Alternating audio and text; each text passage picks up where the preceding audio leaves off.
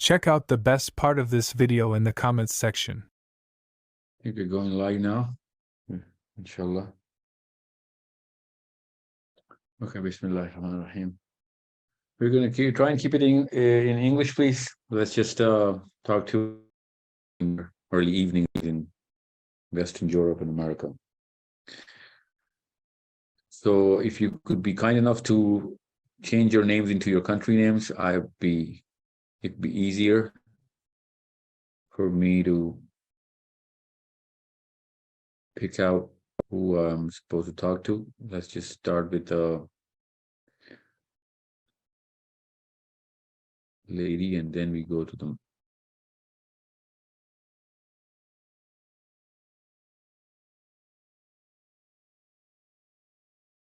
And one more condition, please. Whoever has spoken in the last sessions, 2 sessions maybe, let's just give other people a chance.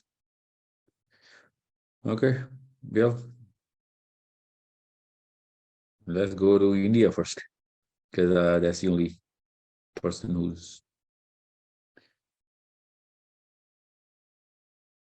put her name in there. Ji Fawzia, Assalamu alaikum.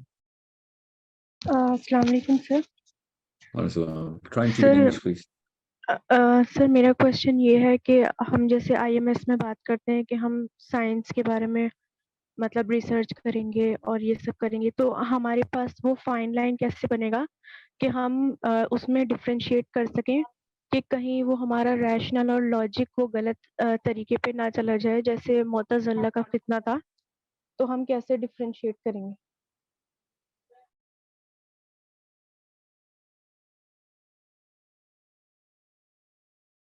Science का मुतज़िला से क्या ताल्लुक है? मुतज़िला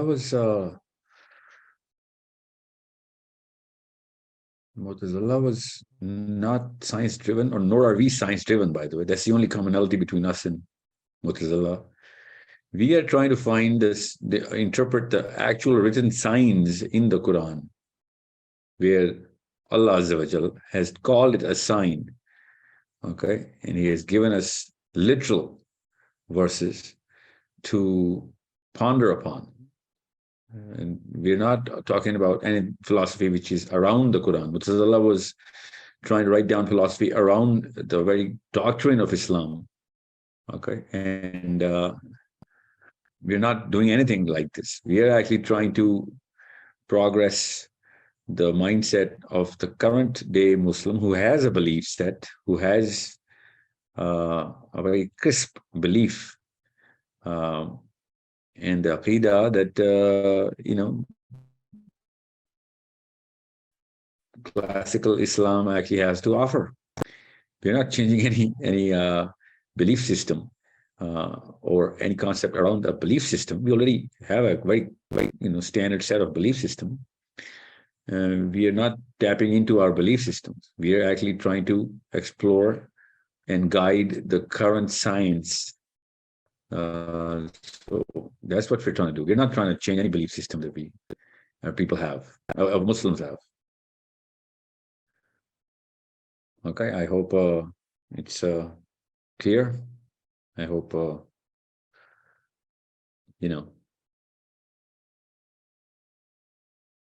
I've answered your question. There's nothing. We are not trying to change the philosophy of the current doctrine of Islam. Gee, let's just go into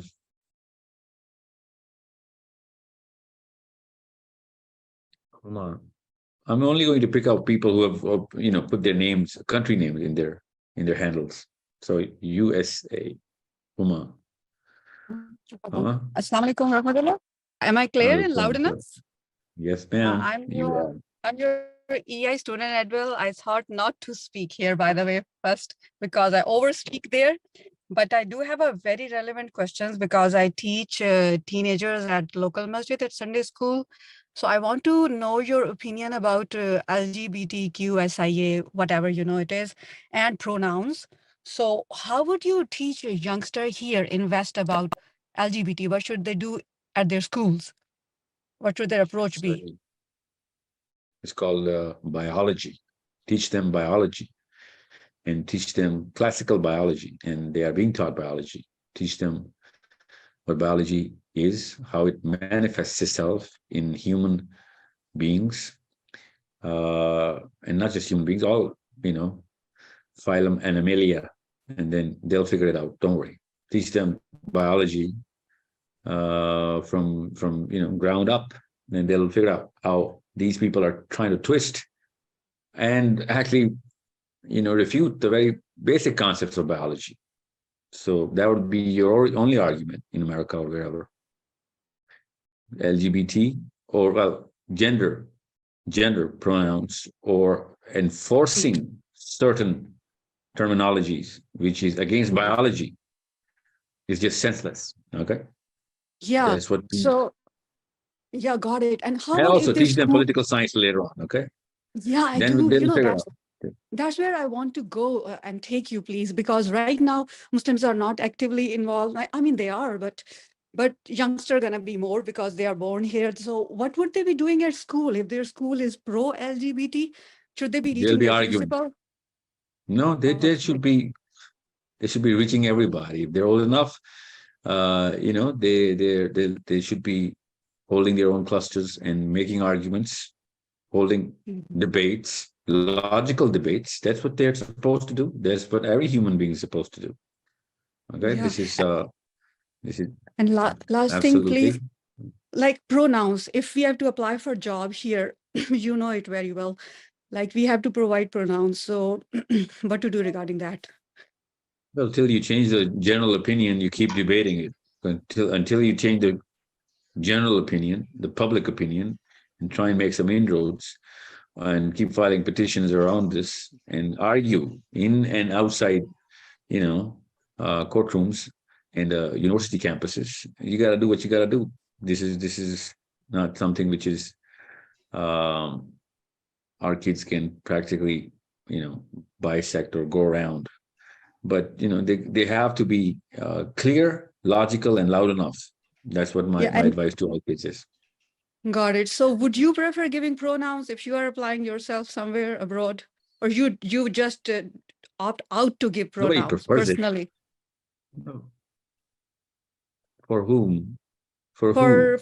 For yourself or for my kids here, for me, I mean, if we are applying abroad and we are asked specifically to give pronouns, and should we say that we don't want to give pronouns? Is it the right approach? I have absolutely no idea what you mean by that. What do you mean? I have to give my own pronoun? Yeah, he, she, they, them. I don't know how many are there, there are so many pronouns. Yeah. No. Well, if I have to give a pronoun, I'll tell them it's a two-letter word. It's called he for me. Okay. It's a very simple pronoun. Okay. Yeah. So if we I'm asking because, see, if we deny giving, then we deny a whole idea of pronouns. I mean, there's a set of pronouns. I don't know what you mean by deny giving. I don't know. I seriously am not catching your drift here about who's giving pronoun. It's already there. This is the oldest pronoun in the world. He, okay, and she. Yeah, got it. Thank you so much. Thank you so much. It made things clear for me. Jazakallah khair. Assalamu alaikum. Yeah. Biology. Let's go to biology. Kids should go to biology. Yeah, we're purposely keeping this session in English. This is for overseas Muslims only, overseas Pakistanis to be particular. But I am not going to be able to speak Urdu much here in this session. I have been under a lot of criticism from overseas Muslims that if you're calling in an overseas session, then please do not make it hard for us to understand those sessions, because most of my sessions are in Urdu, and it's been quite a loud demand from overseas Pakistanis that I should be doing sessions specifically for them, and I should be, because in Ramadan I might not be able to get the time. But if since this message is directed to them, I want to make it easy and keep it in English. Okay. Yes, sir. Clubhouse session last night was not for overseas Muslims. It was for IMS team leaders clubhouse session would be for IMS team leaders for in the next few weeks. I'm going to keep doing that in Urdu so that most of my team leaders can get it. 68% of my team leaders are from Pakistan, so I can't just start IMS sessions in English, even though there will be a very clear stream of my content in IMS, very clear, maybe even more than 50%, which is going to be English only. But my team leader session is going to be in Urdu. Okay. Ji, assalamu alaikum. Assalamu alaikum. My question is with reference to Surah Zumar. When we sleep, our soul leaves our body. So can this be attributed as astral projection? And if yes, then what is the significance of dreams in this context?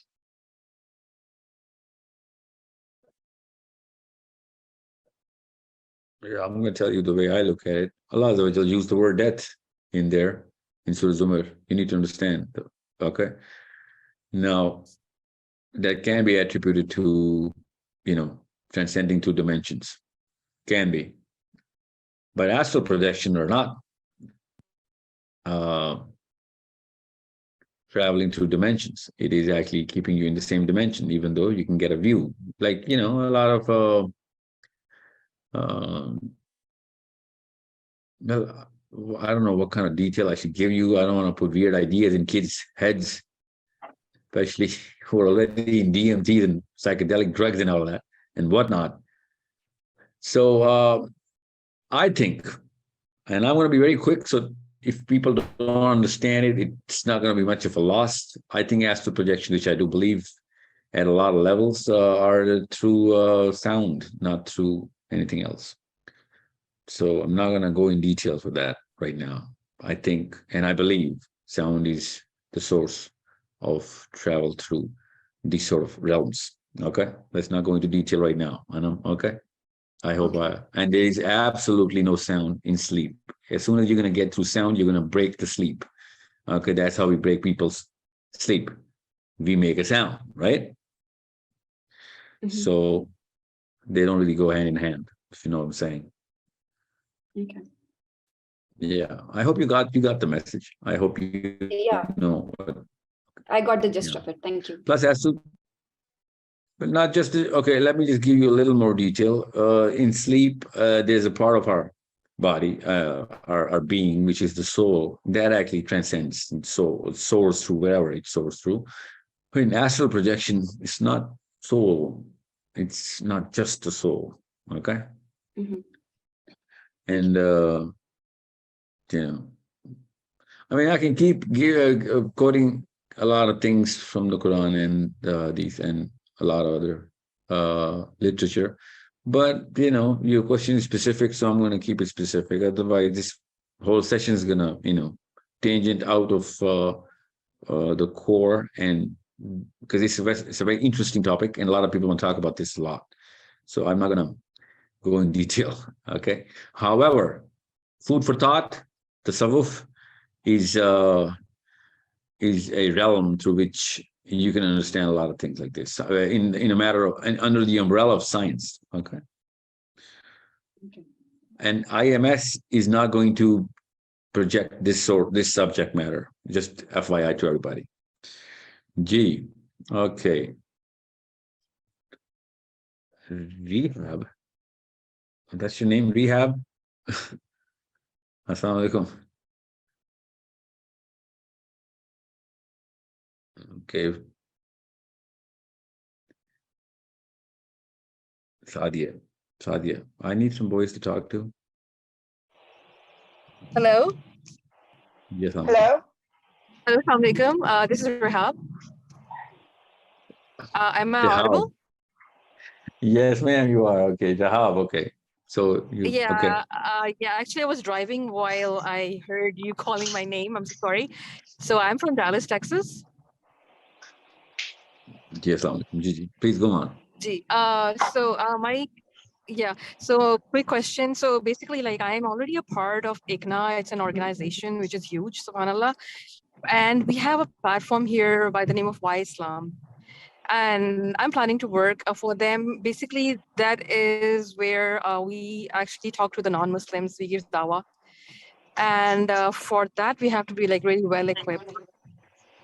So my question was that when you were talking about, we being taught by your SMEs, like your subject matter experts, would they be able to give us such extensive knowledge and understanding of our Quranic ayahs in relation with, the domains or any specific domain if I choose? Would that be that extensive and logical in order to, convince these people, because they're all about logic?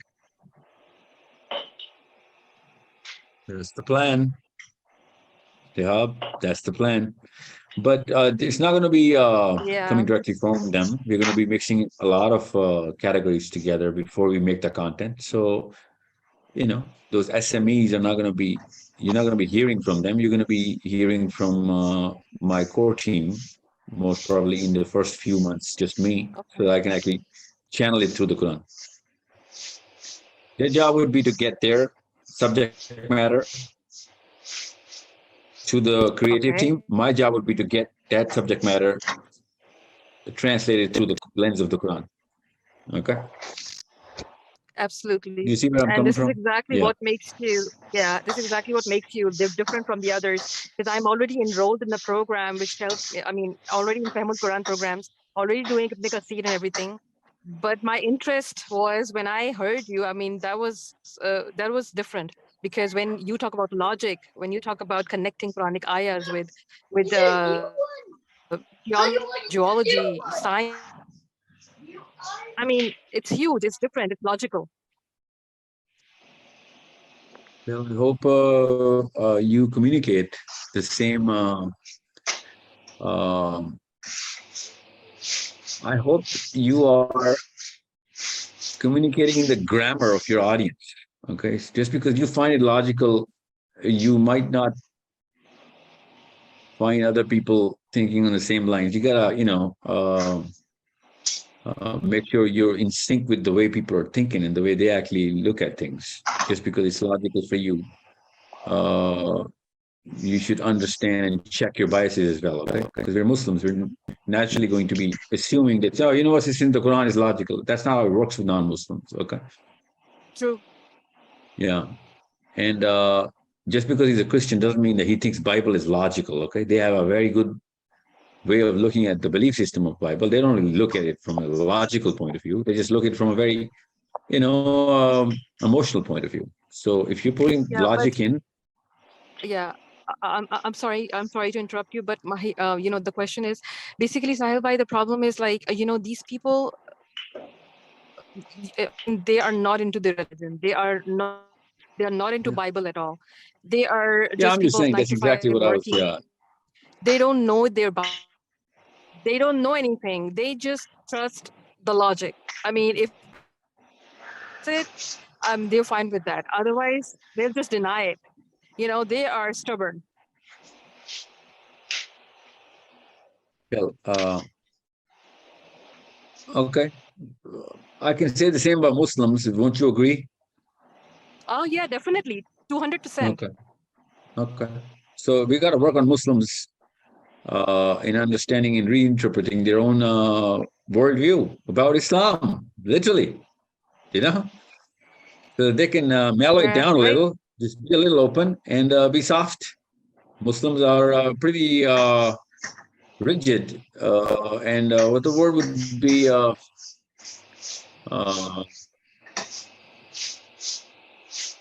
rigid is the word. They're pretty rigid in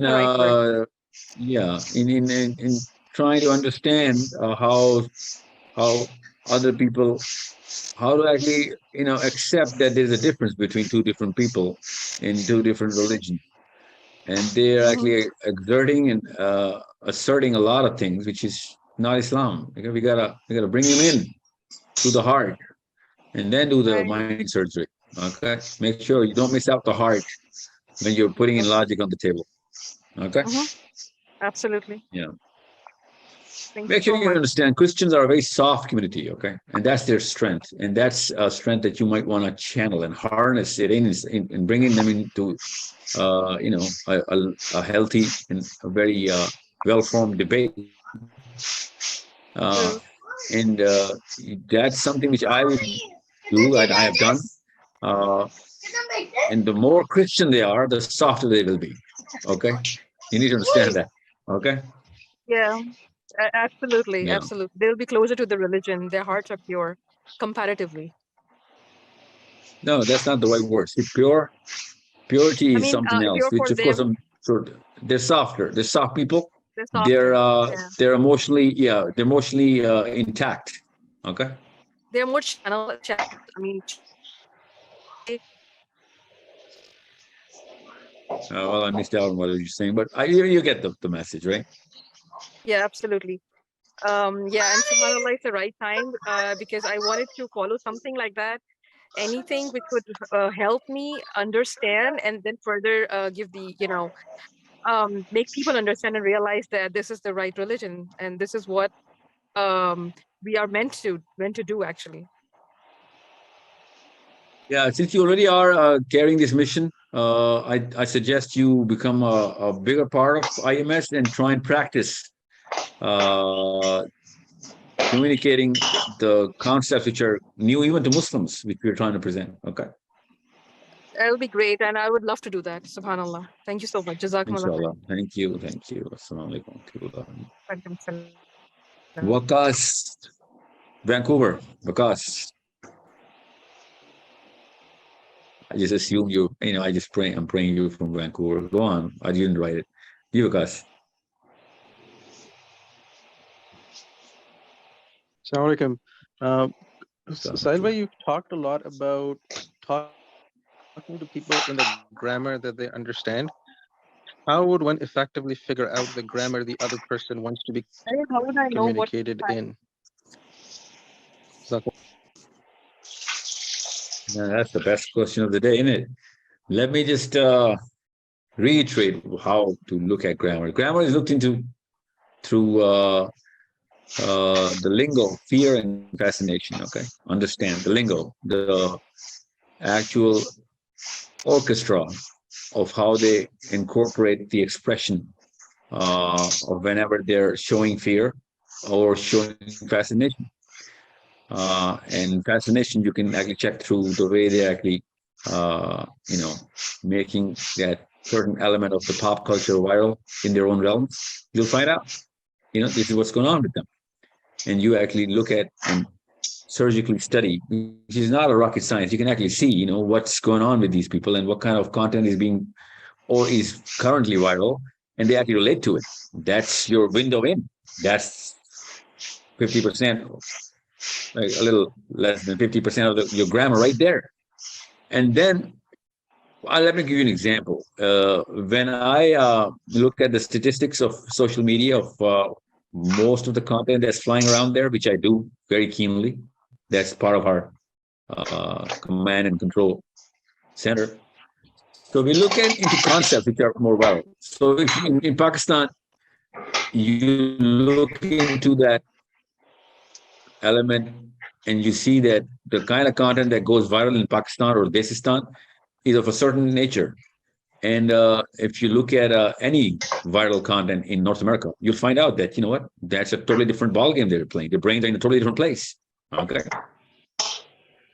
Give an example because of what's going on in North America, which is the most popular subject matter over the internet in age groups which you and I are, referring to right now. A little over 18, a little less than 18 maybe, and close to 45. Between this zone, that's your target audience, right? Those are the decision makers of tomorrow.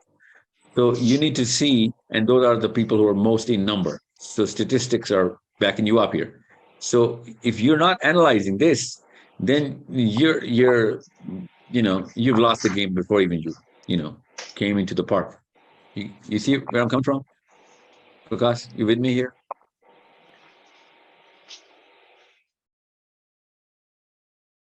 Vikas, you gotta play with me. I think you're on mute and I've lost you in my list. My Zoom list is so fluid, it keeps flowing around. I cannot find a person in the same spot or wherever 2 seconds after I unmute you. So So, okay, let me just give you the rest of the half, which is the fear. Fear is about how most vulnerability plays out. That is the fear of looking stupid, looking dumb, fear of not going as close as you can to the absolute truth, which you call the truth.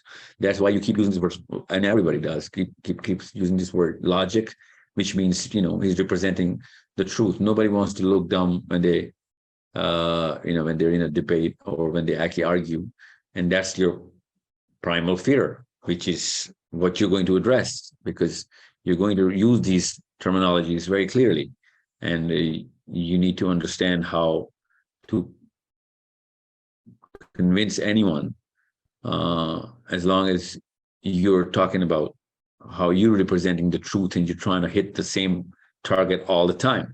And that's where they're going to be arguing anyway. So they're going to do this job for you. So fear and fascination, going towards as close as you can to the truth. Most of the time you're representing it. So you got to be really well read.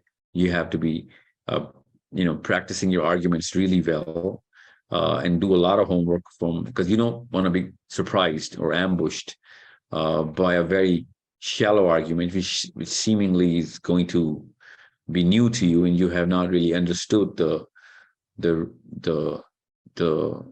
weight which is inside those loaded arguments, which they don't even come up with. They're just reproducing it because they heard it on in some video somewhere, and that's they couldn't even decipher, and now they're actually throwing it at you as a rebuttal. And if you cannot argue against that, then you're not the right person to argue. Okay, you don't want to.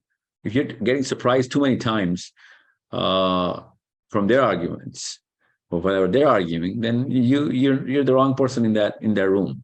Okay, and that's the rest of the part of the grammar. So these two windows, these two elements, fear and fascination, you gotta make sure you combine them, and you really don't go farther from this tunnel where these two elements are flowing. Okay, I hope I made it as clear as I possibly can. I had to use some generic terminology so that everybody can get the meaning. Okay, because same kind of fear is going to be prevalent everywhere, but same kind of fascination is not going to be in England, which is in America right now. Not going to be in Pakistan, not at all in Pakistan, which is going to be in actually when you are debating or talking to people in groups in Pakistan, most of them are not even going to understand the angle which you're coming from, and they're going to actually try to pull you down and try and talk a lot more emotional than rational, and they are going to do a lot better in getting convinced, even though you're not even going to be playing that rationale card so many times. So you need to understand which audience you're talking to, and every audience has its own grammar, and within that audience you have layers, and the top layer is going to have a globally uniform grammar, and the lower layer is going to have a very local grammar. Okay, even in the lowest layers in India and Pakistan differ. Okay, so you got to understand who you're talking to, and you got to make a very clear archetype in your mind when you're trying to talk to a camera. Okay, because you really need to know who you're targeting, and that's the kind of fascination you're going to use, and reduce their fear.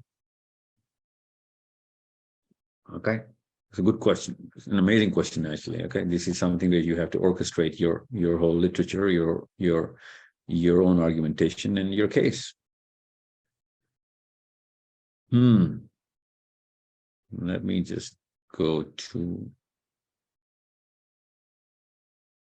Rajab, England.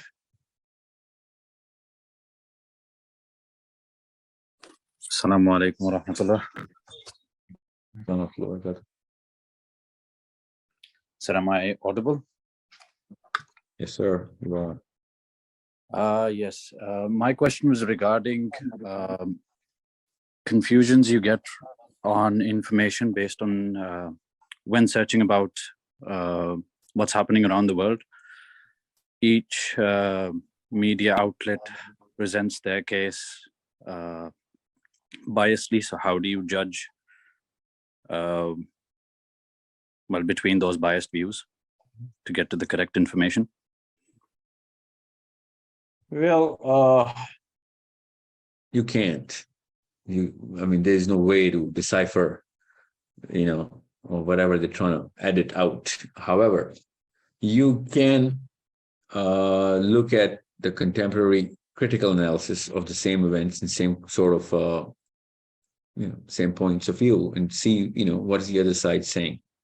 And that's what you have to do. And that's your basic research.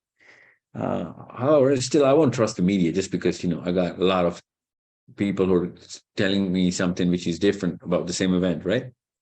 So let's just assume that something is coming out of America, whatever's going on, or whatever their, foreign policy is making them do.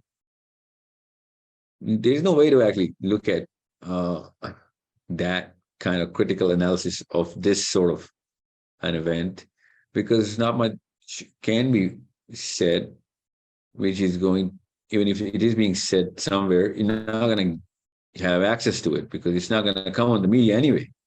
So you got to really know where to look at and who to listen to when you need to create a challenge in your own mind around the news, which is flying around all the time.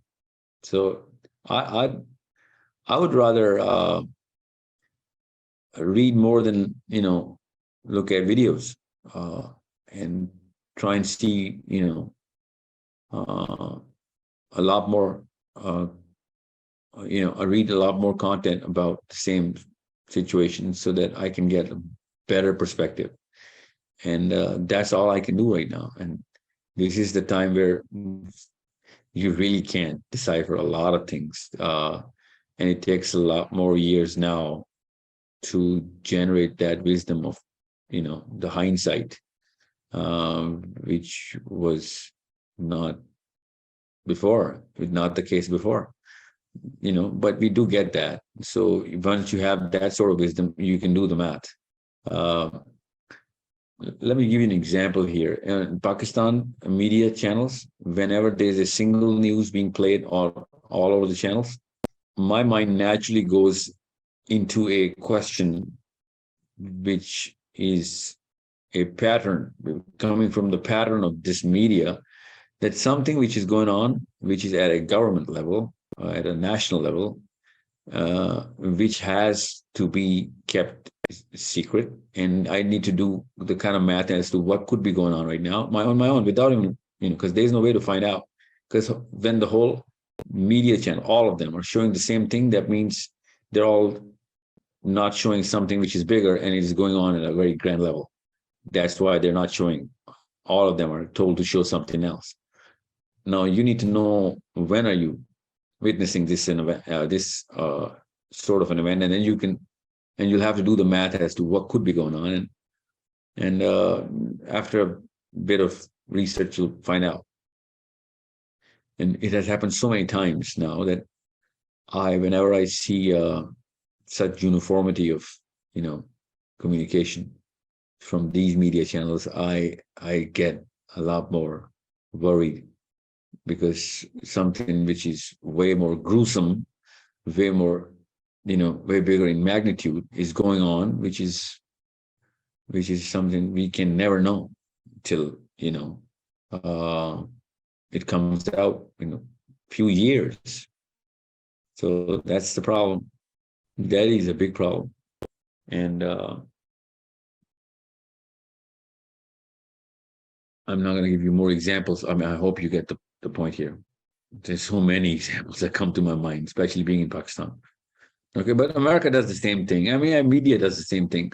But the fact that it is so diverse, media itself, you cannot have that sort of a policy across continents, right? So in Europe, you have a way bigger edge to understand what could be going on and decipher a lot more things, because there's so many channels through which you can find out. Okay, not all of them could be just getting one phone call and, France and Spain and, Scandinavia and England showing everything, on BBC and whatever they got on Sky, and, I do not know what's going on in France and in Scandinavia on TV, but they're not, run by the same companies. So I hope you get the way you look at it. Otherwise, this is not something which is easy to decode. So let's just go to America again. Faryal, Bushra, sorry. Assalamu alaikum warahmatullah. Bushra. Thanks for giving me opportunity, sir. I have a question. Actually, I'm really amazed by this IMS system and the cluster concept, because we were already working on similar mode, but now I am having questions about it. So what we do here, we are a group of people, like group of women. We read Quran together, we ponder together through the different tafsir, and whatever our takeaway is, we try to spread it. And I'm also working on some video making stuff. Like I make short clips of my understanding and I try to spread out. Now my question is, as a mother of two and a working lady in IT, I do 9 to 5 job. I am told that my kids are the primary responsibility, and this comes from everywhere, not just my in-laws. It comes from, it's from our Eastern society that we need to take care of our kids first. So I'm very confused right now when I'm balancing my job, my kids, and this passion for, spreading the knowledge while getting something for my own sake. Like I'm acquiring the knowledge at the same time I'm trying to spread it out. So I am really confused. This is my main question. I have a lot of questions, but this is more related to your mission, and I wanted to be part of IMS, but this thing is holding me back. So what do you advise?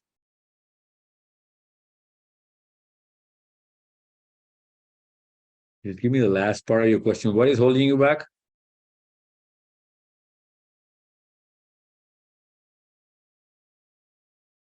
Kusha, come on, no. You said something's holding you back. What's that? That thing that's holding you back? Sorry, I was unable to unmute myself. This thing, like this pressure that I need to be a good mom first. I have 11-year-old, actually 12-year-old and 8-year-old at home. And I have this pressure that I have to make them good Muslims living in this society. I'm in USA right now in New Jersey. And they were going to Islamic school. Now they're in public school. And I have this immense pressure that I have to do their perfect tarbiyah first. So when I am going to these different events where I'm trying to influence different ladies, because I have passion for this. I have a long history of depression, actually, sorry. And then during COVID, I discovered purpose of my life. I discovered that I have to do something other than 9 to 5 life, other than being a mom. I started this thing. Let me reiterate this question. You want to join all these circles which you want to spread the message and be a lot more active in this while you are worried that you're neglecting your child? Yeah, I am being told that if you would do, this is their prime age. If you would do something, and I'm not being told directly. Like whenever I'm in these activities, I'm being told, oh, your primary responsibility is your kids. So I am confused myself, like how to balance it out. Should I just sit down and first focus on their tabiyat and everything? But what if, right. Yeah. Push like, how old is the child now? Pushra. Okay, assuming I think you said 12.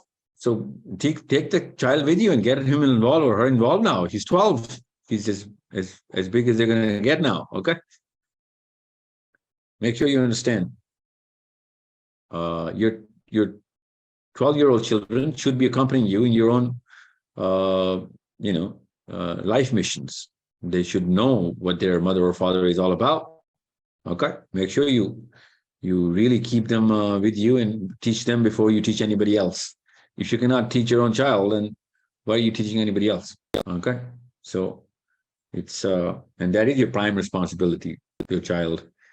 Because if you're gonna miss out on him, you can create 2 dies and you're just creating 1. So work on both of them. Okay. Make sure your child is accompanying you, especially not just on ball games, right? Not just because you want to make a friend out of your son or daughter, it's okay, it's a good thing, but that's not hygiene. Your hygiene is that you take them to your, struggles and your missions where you're going to be, really, working towards something which you're not going to get money out of. And he should know that, my father or mother spends so much time, and this is not business of this world, this is a business of the next world. And he's spending or she's spending so much time in there, and a lot more focus and energy spent there. That's what real life is. That's how Islam is done. You know what I'm saying? Especially in kids. That's how parenting is done. Okay. I hope you get the part of the question answered. Gee, I need a boy. Saskatchewan, please. Assalamu alaikum, Sahil bhai. How are you? Salam. I'm good. Yeah, I need you to talk to a boy. Gigi, go on. You probably have talked to me before. My name is Tabir. Do you have a question? Yes, I do have a question. I don't know how it will sound, but before asking my question, I will just tell you something that No, just please, a month ago. what's the question? Okay, my question is, how do we actually fear Allah the way it is His right to be feared of? Because Good question. No, I get the question. It's a good question. So when we say ittaqullah, it doesn't mean, get scared like a na'udzubillah, we get scared from a monster or, whatever, that concept of, that we carry from our childhood. We have to understand when Allah says ittaqullah, He means that, I put fear inside your heads, inside your minds, inside your brains. There's a certain chemistry of fear. Your chemicals, actually. There's a certain nervous system for fear. Okay, that's how big fear is. There's a certain nervous system, which is based out of fear, literally. It handles fear, So ittaqullah should be looked into when we look at biology and our own chemistry, right? So we have that not only sense of fear, but we have a certain way to act, a behavior which is designed when we are under this emotion of fear. So when Allah says ittaqullah, you need to understand that He's talking to that design of your own body, okay? And we use that design, and we submit to a lot of things which are going on around the world, and that is because of that fear of what people will say about me. I dress the way I dress, I talk the way I talk. I want to make sure that I don't really, go under the curve of the majority of how people are actually, approving it, literally. Okay, and that's what Allah is telling us. That why are you looking for approvals of the groups or whoever is calling the shots on you?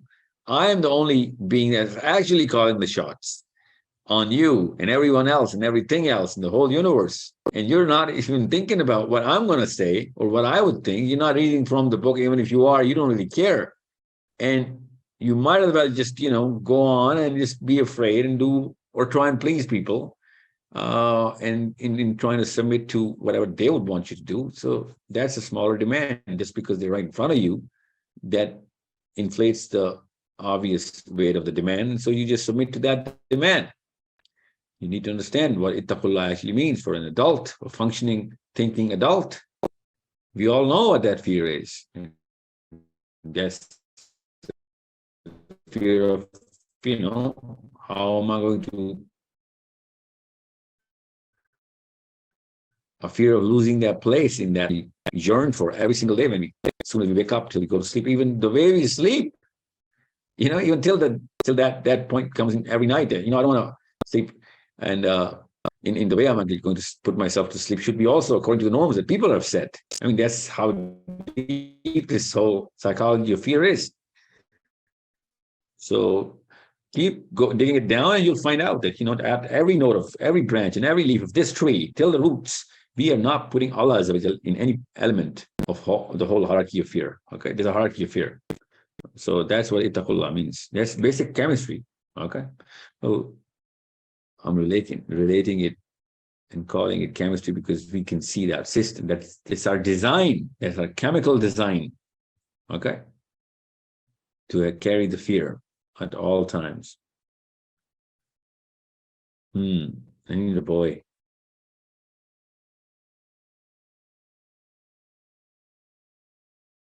I can't see boys. Ahmad, Munich. Assalamu alaikum warahmatullah, sir. Walaikum salam. So, sir, I have been seeing and listening to Dr. Astral and Maulana Ishaq for quite a long time. And what I have learned from them is that first you have to fix yourself, implement the Islam in yourself, then in your family, and then go out and implement that in the society, you know.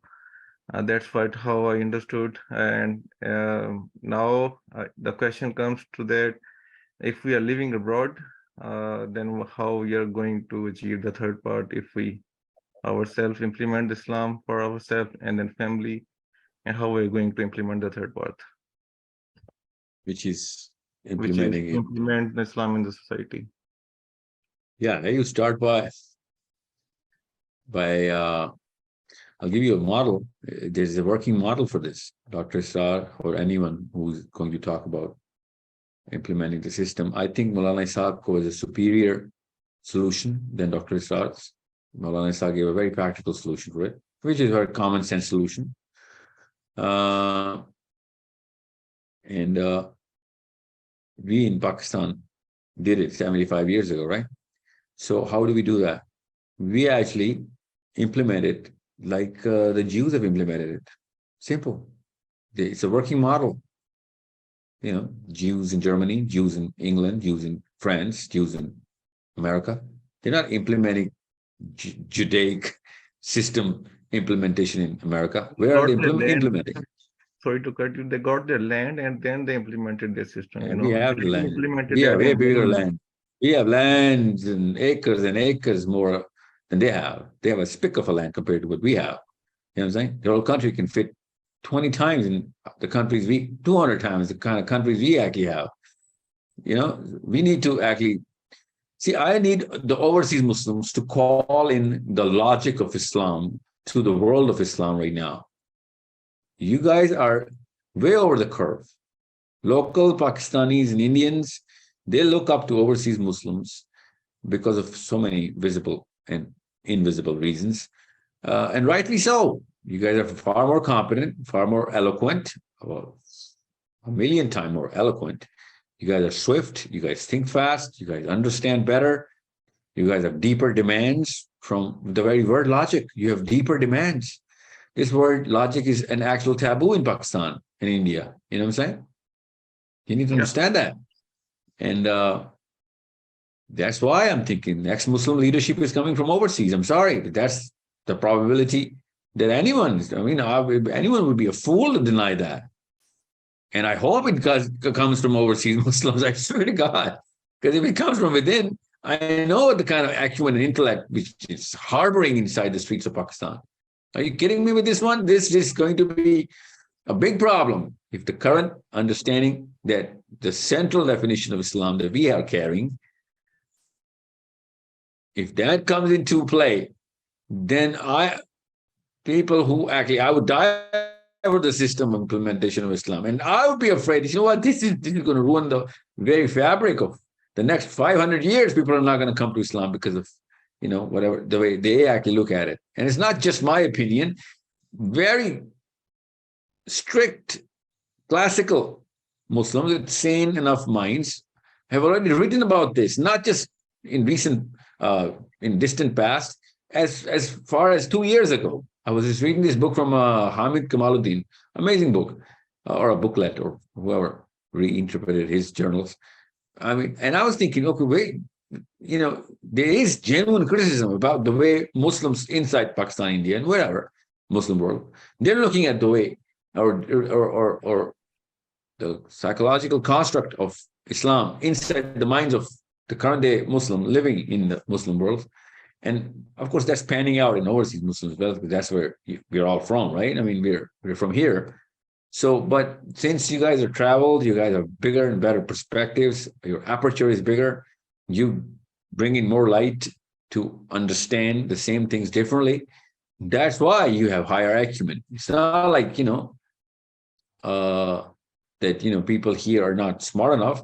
They are smart people, but, you cannot deny the obvious. There's a big difference between English boys and girls living in Manchester and Bristol and English Muslim boys and girls living in Manchester versus I'm talking about the 15-year-olds and 20-year-olds and kids of 15 and 20 in Miyawali, and as far as Multan and even in Lahore and Islamabad.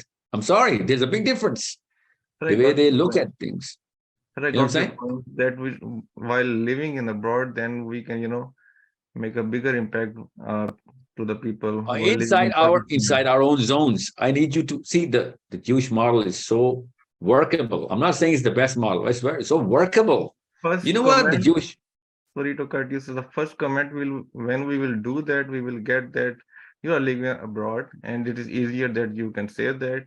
You are not living here in Pakistan. You do not know any such thing that we are facing. Gotta build Pakistan. That we will get.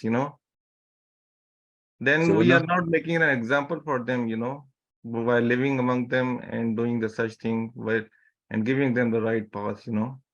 By being a model. I don't do pronouns. Who are you calling them? People living in Pakistan. You're not giving them the right example. You're giving them everything. You're giving them acumen. You're giving them intellect. You're giving them knowledge. That's where it should come from. It's the other way around right now. Overseas Muslims are, I swear to you, sick enough they're so sickened. They're ill that they have Geo and ARY in every house in England, America, and Canada. These overseas Pakistanis are, obsessed that they have to go to the bottom of the barrel. Muslims in Pakistan and in America and Canada and England, even in Denmark, places I've been to, any house you walk into, it's like walking into Lahore. You know what I'm saying? Yeah, like Gulbarga's house. It's like, what the hell is going on with you guys? Yeah. I mean, if you have to pick a Pakistani TV, why did you pick the worst of them all? You want to dumb down everybody? What's the point of being in Germany and, France and, England and Norway? If you had to listen to Geo and ARY, for God's sakes. This is that's why I'm telling you, these last two generations, they were really without. I'm telling you this. This is something that, and, the arrogance that reeks from their tones. This is so appalling, because we are ruining the very fabric of the minds of our kids. Every house I walked into, I'm not giving you a small number here. I'm talking about like 6, 7, 8 families a week I used to visit every day. I used to go to a different house. I'm thinking, what's going on with you guys? A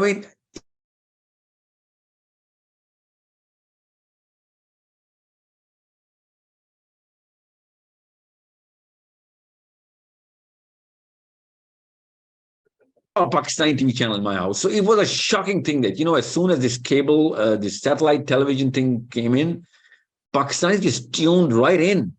What happened to CNN and BBC, for God's sake? If you had to, go that way, well, at least you could have just flipped from Geo to, BBC once a month for just 10 minutes, but nope. They're not gonna, and that's the bigger delta between kids right now in their 15, 20s. They don't really connect with their folks anymore because their folks never left Pakistan. They live in Germany, but they didn't leave Pakistan. They're, working in, Frankfurt, but they're thinking in, Lahore and Quetta, and they're thinking, and they're still in those zones. And they somehow call it the Muslim identity. Like Geo is going to set your Muslim identity? Really? No, Geo? Yeah. Or ARY is going to set your Muslim identity. Every house you go to, Nawaz Sharif versus Pakistan. What's the word? Imran Khan. Nawaz Sharif, Imran Khan. And every old man of Pakistani old women, literally. They know the names of every damn minister, their secretaries, the senators. It's like, you know what? You know, if somebody had to really ruin a nation, they would not have done a better job from the outside. We did it from our own selves, you know, from our own parents. Old women, you know, like 70-year-old women, Pakistanis living in New York, in Toronto, in Vancouver. They know, you know what? The home minister, or they don't call it home minister, the Bijli ka Wazeer Falan Niazi hai, to Falan, you know, Shirazi. And I'm like, are you kidding me? How did you know that? I have to In disagree. hydro, literally, you know the minister for hydro in Pakistan? You never even went to Pakistan. Last 20 years, you haven't been to Pakistan. How do you know all of these names? Because they're getting this tuition and they're addicted to it. Every morning, these old folks wake up, they go to Tim Hortons for whatever work. As soon as they have a break, they just come back home. All of a sudden, first thing they do is they're just ogling at the remotes, you know, just trying to put Geo or ARY on. And I'm thinking, what happened here? Amazing marketing, man. I gotta give credit to this Geo guy, you know what I'm saying? Whoever owns it, or this ARY guy. He is, I mean, this should be in Guinness Book, and this should be in Harvard Business School. This is not common in any other nation, I'm telling you. This happened in the Musharraf time, you know, when we got the bunch of news channels and all, and we were having so much things happening in our surroundings. These and, old you know, folks, they got the no, platform. I and don't they buy that. just- I'll tell you. So I know. Let me ask you a question. When Musharraf was here, he was here for what, 10 years, right? These old folks were not in Pakistan at that time. You know, how did they all call each other up? Because there was no WhatsApp group of all Pakistanis, right? There's not Pakistan.com website which says, you know what, today we're all gonna, you know, uphold the belief of turning Geo and ARY in our homes. This I don't know how it happened. It happened. because we did No. not have any other option. Do you have any other, remember any option between 2000 and 2010 where people can turn on the TV and watch anything else from ARY, Geo and Dunia, you know? Do you have any other option that people could have watched other than Peace TV, you know? But Peace TV was not No, there. this is the Do generation you that remember made. any other option people could have watched? I'll tell you what the other option is. These are the same old folks who grew up on Indian movies, man. Same television sets when they were in Pakistan. All they did was Amitabh Bachchan and, you know what, Madhuri Dixit's. Oh, they were addicted to it. As soon as they went out, all of a sudden they jumped right into Geo and ARY. You know what I'm saying? Yeah. This is what's the, you know, at the core of the rusted foundation of our Pakistani nation.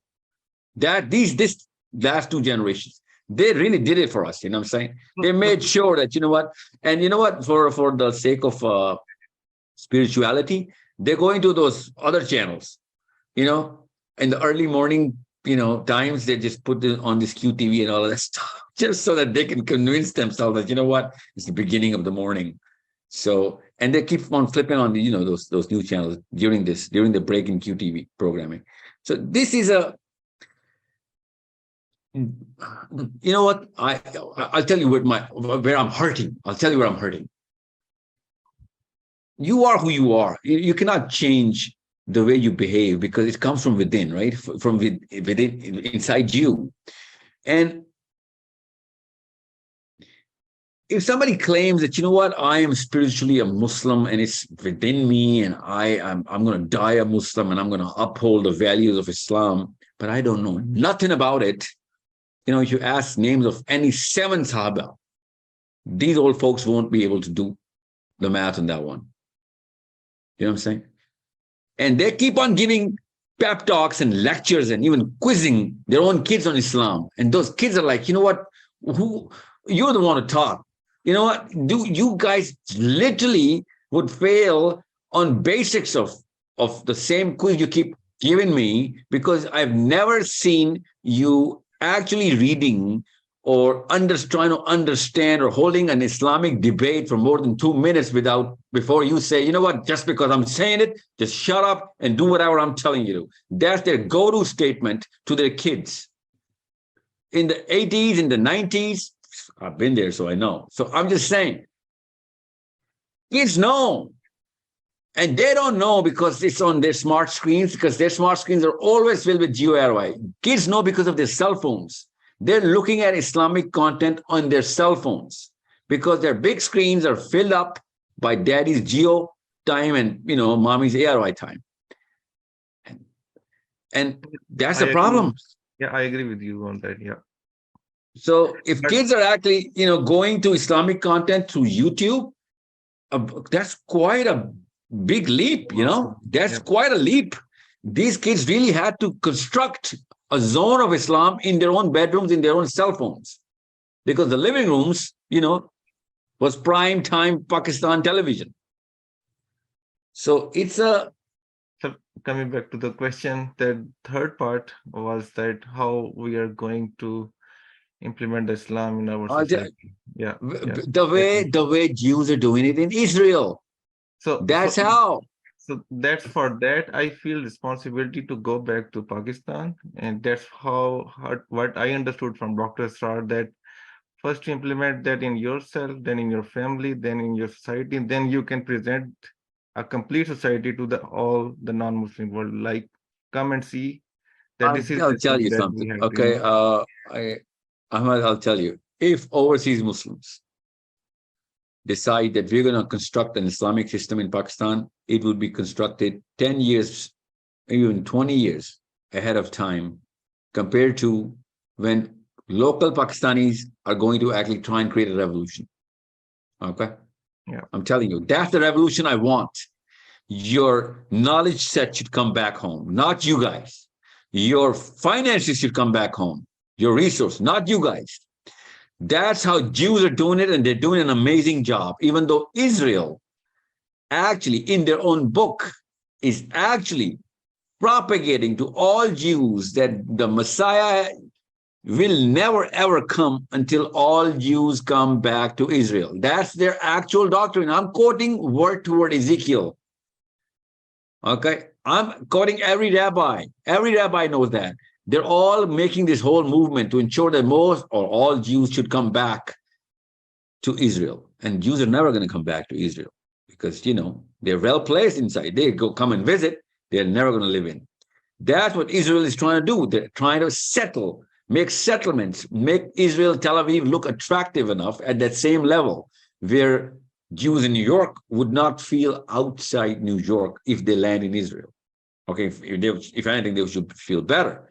And that's the drive that Tel Aviv has. And that's why Tel Aviv is progressing so fast. That's the same technique. Understand the psychology here. They're trying to settle the same set standards because they know that if they don't have the same standards of life in Tel Aviv, Jews in Frankfurt, Jews in Manchester, Jews in Toronto, Jews in New York, in California are not going to come back. 83% of all Jews live in 3 countries. You know that? Outside Israel. 83%. That's what they had to do. They have an easy game here. We, as Pakistanis, we know that we're spread everywhere. But most of our Pakistanis are in those countries which don't really call the shots on the, the Arabian countries, in African countries, Australia, Canada does not have that many, but Canada. They don't call the shots. You know what I'm saying? England called the shots, and America called the shots. And a few other, like Scandinavia, it's calling the shots now. Okay. So these countries, wherever Pakistanis are living, I need you to understand, if Pakistan starts to compete on the standards at which Scandinavia is set, then you can come back. But until that happens, you need to keep training Pakistanis through your acumen, the locals. Make sure you understand that. Knowledge has to come from the outside in. We are actually gaining it from the inside out through Geo and ARY. That's why I keep, telling everyone in Pakistan to turn their televisions off. Otherwise, this is going to continue for the next generation. And now, you know what? I started noticing that people in their 20s and early 30s are also into this ARY, Geo game.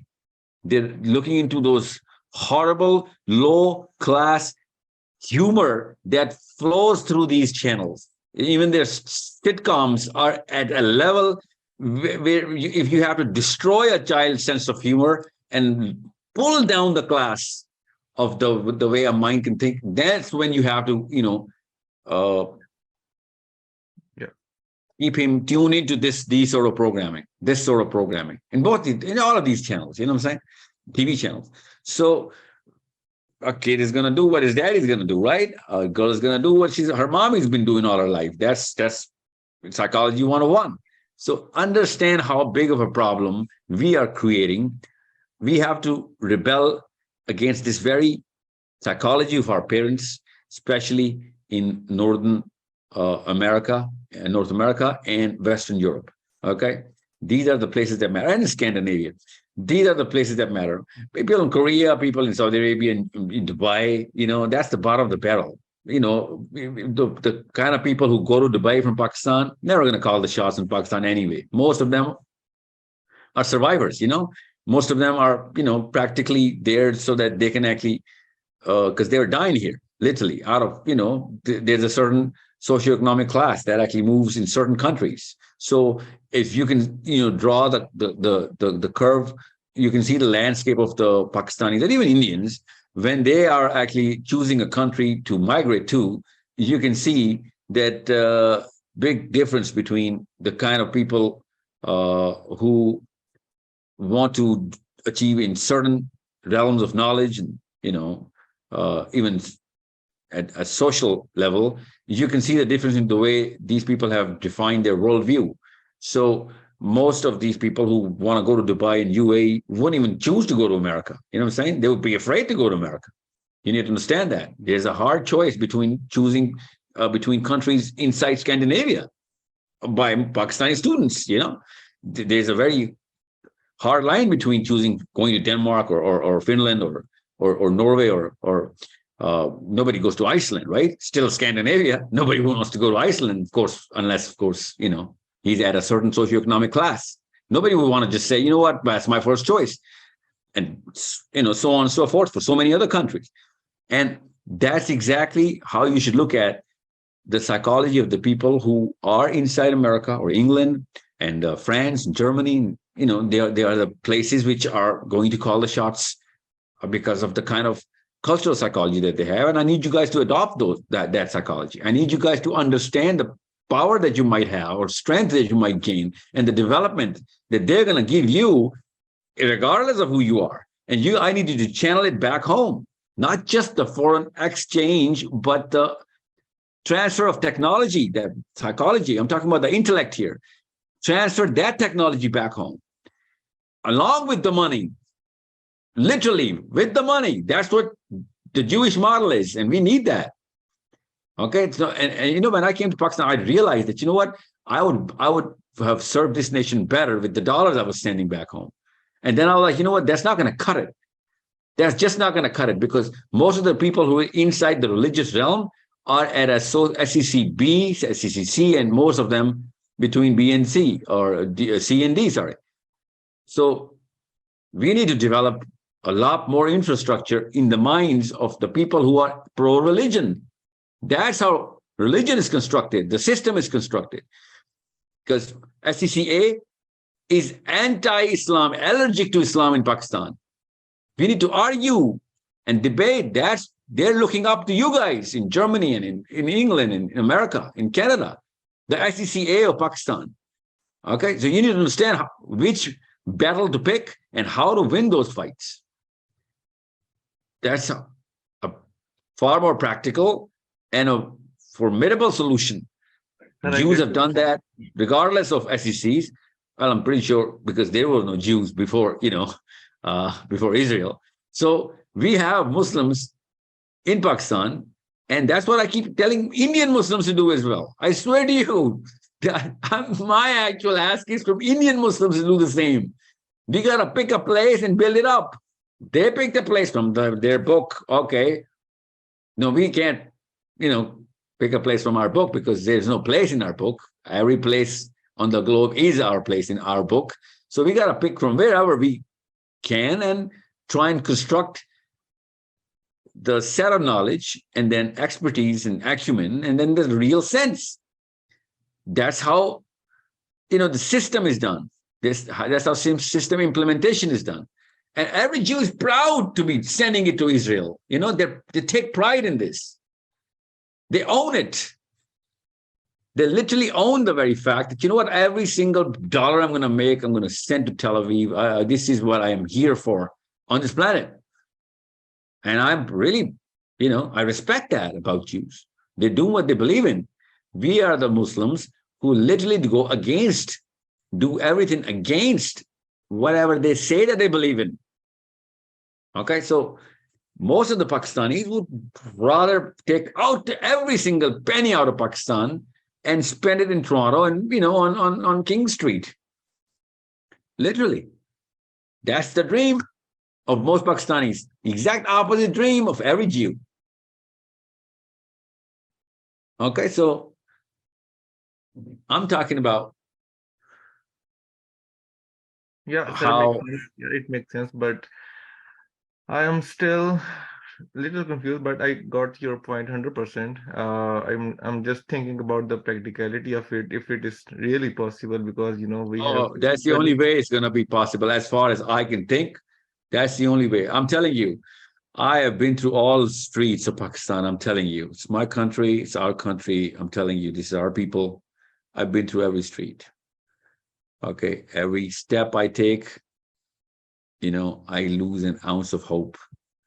Every person I talk to, I lose an ounce of hope because of this very lack of acumen. Okay, I never used to go through that in Toronto. I swear to you, or in America, I never used to go through this. I used to think, because there are Pakistanis and Indians I talk to, right? They're Muslims I talk to, and I'm thinking, what? We not only speak in the same grammar, but we have the same sort of intent. We want to really, lift up, because you're in England or Germany, wherever you are. I'm sorry, I forgot.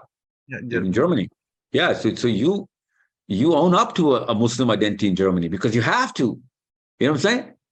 I mean, it's not like you have a choice there. In Pakistan, you don't have that need of carrying the Muslim identity anymore. If anything, people are shy calling themselves Muslims because they want to be cool, and Islam is become an uncool perception inside Pakistan. I'm talking about Pakistan. Oh, bahut Maulvi ho gaya ye, ya. You know what? Iska matlab hai dumb hoga. Literally, that's what they think. Iska matlab hai pendu hoga ye. Literally. This is what Muslims have started to think inside Pakistani households. Mothers are like, daadi kyun rakhi hai mere bete ne? Literally, that's the frown on the Pakistani mother's face. I'm talking about the regular mother, okay? Not the Maulvi's daughter. सब कुछ balance करो, दीन और दुनिया balance करते होते हैं. Okay, you gotta get grades, and you gotta get those jobs, and you gotta get those girls, and then you gotta get Jannah as well. That's what the Pakistani mother model is. Yeah, makes sense. So I have one more question, then I will, stop. And my second question is about the language of the content of the IMS. Will it going to be Urdu or English? Because 80-20, 80 English, 20 Urdu, inshallah. But inside my IMS meetings, it's going to be all Urdu. Okay, that makes sense. Thank you. Yeah. Last question, sir. Last question. I'll just stay in England. Oh, sorry, I was in Germany. Umar, England. I've spoken to too many girls today, so I'm going to pick up a last boy. Assalamu alaikum. Assalamu, sir. Give it in English, sir, please. Oh, I'm very sorry about that, because when I see you, I feel a Pakistani is there, so it's a bit difficult for me when I see a Pakistani communicate in English. But anyway, sorry for taking your time. My question is that why suicide is prohibited in Islam when there is an evidence that the companion of the Holy Prophet performed the janazah of one of the companions who committed suicide.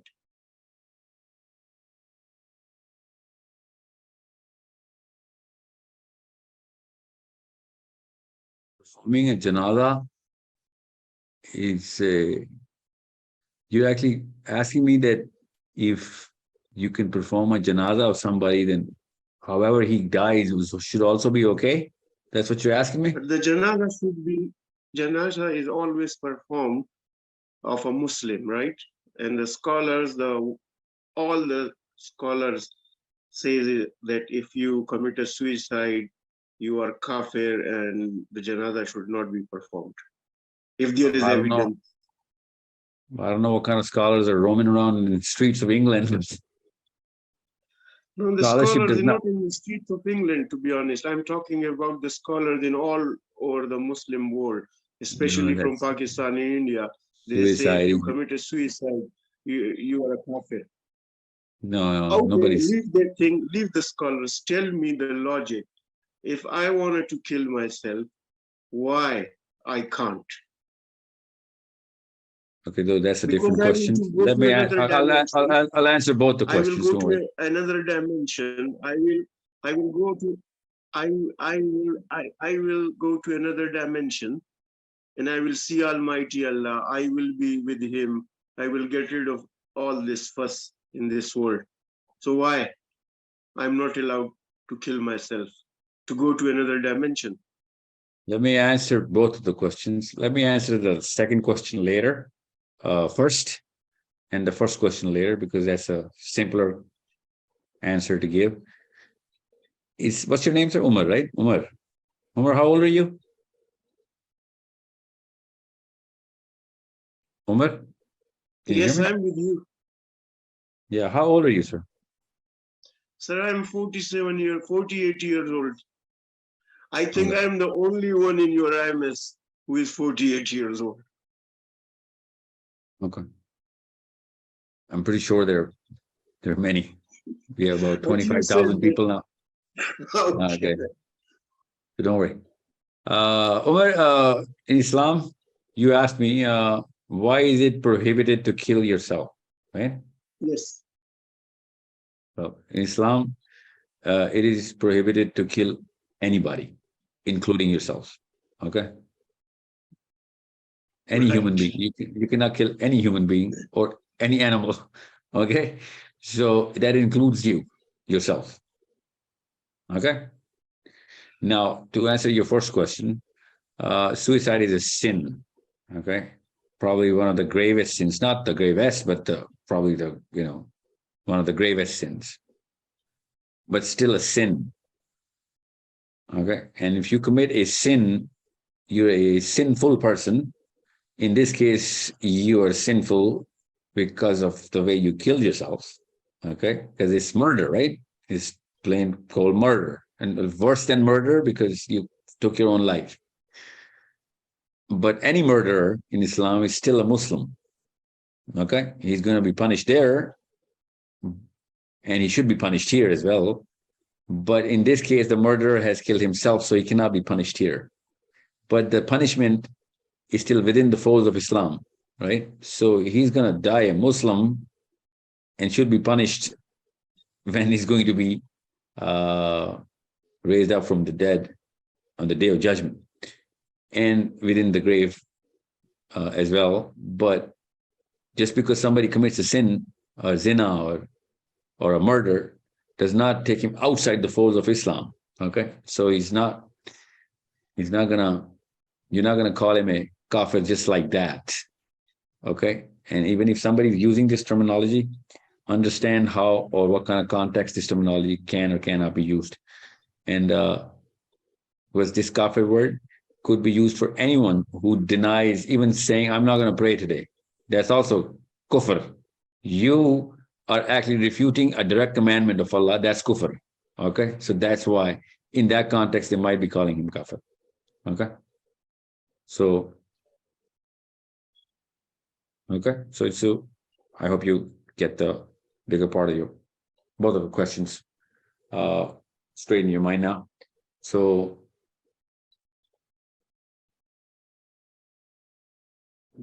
keep it simple and keep it light. G. I think this is it. I have 3 more minutes. Shortest question possibly, please, anybody.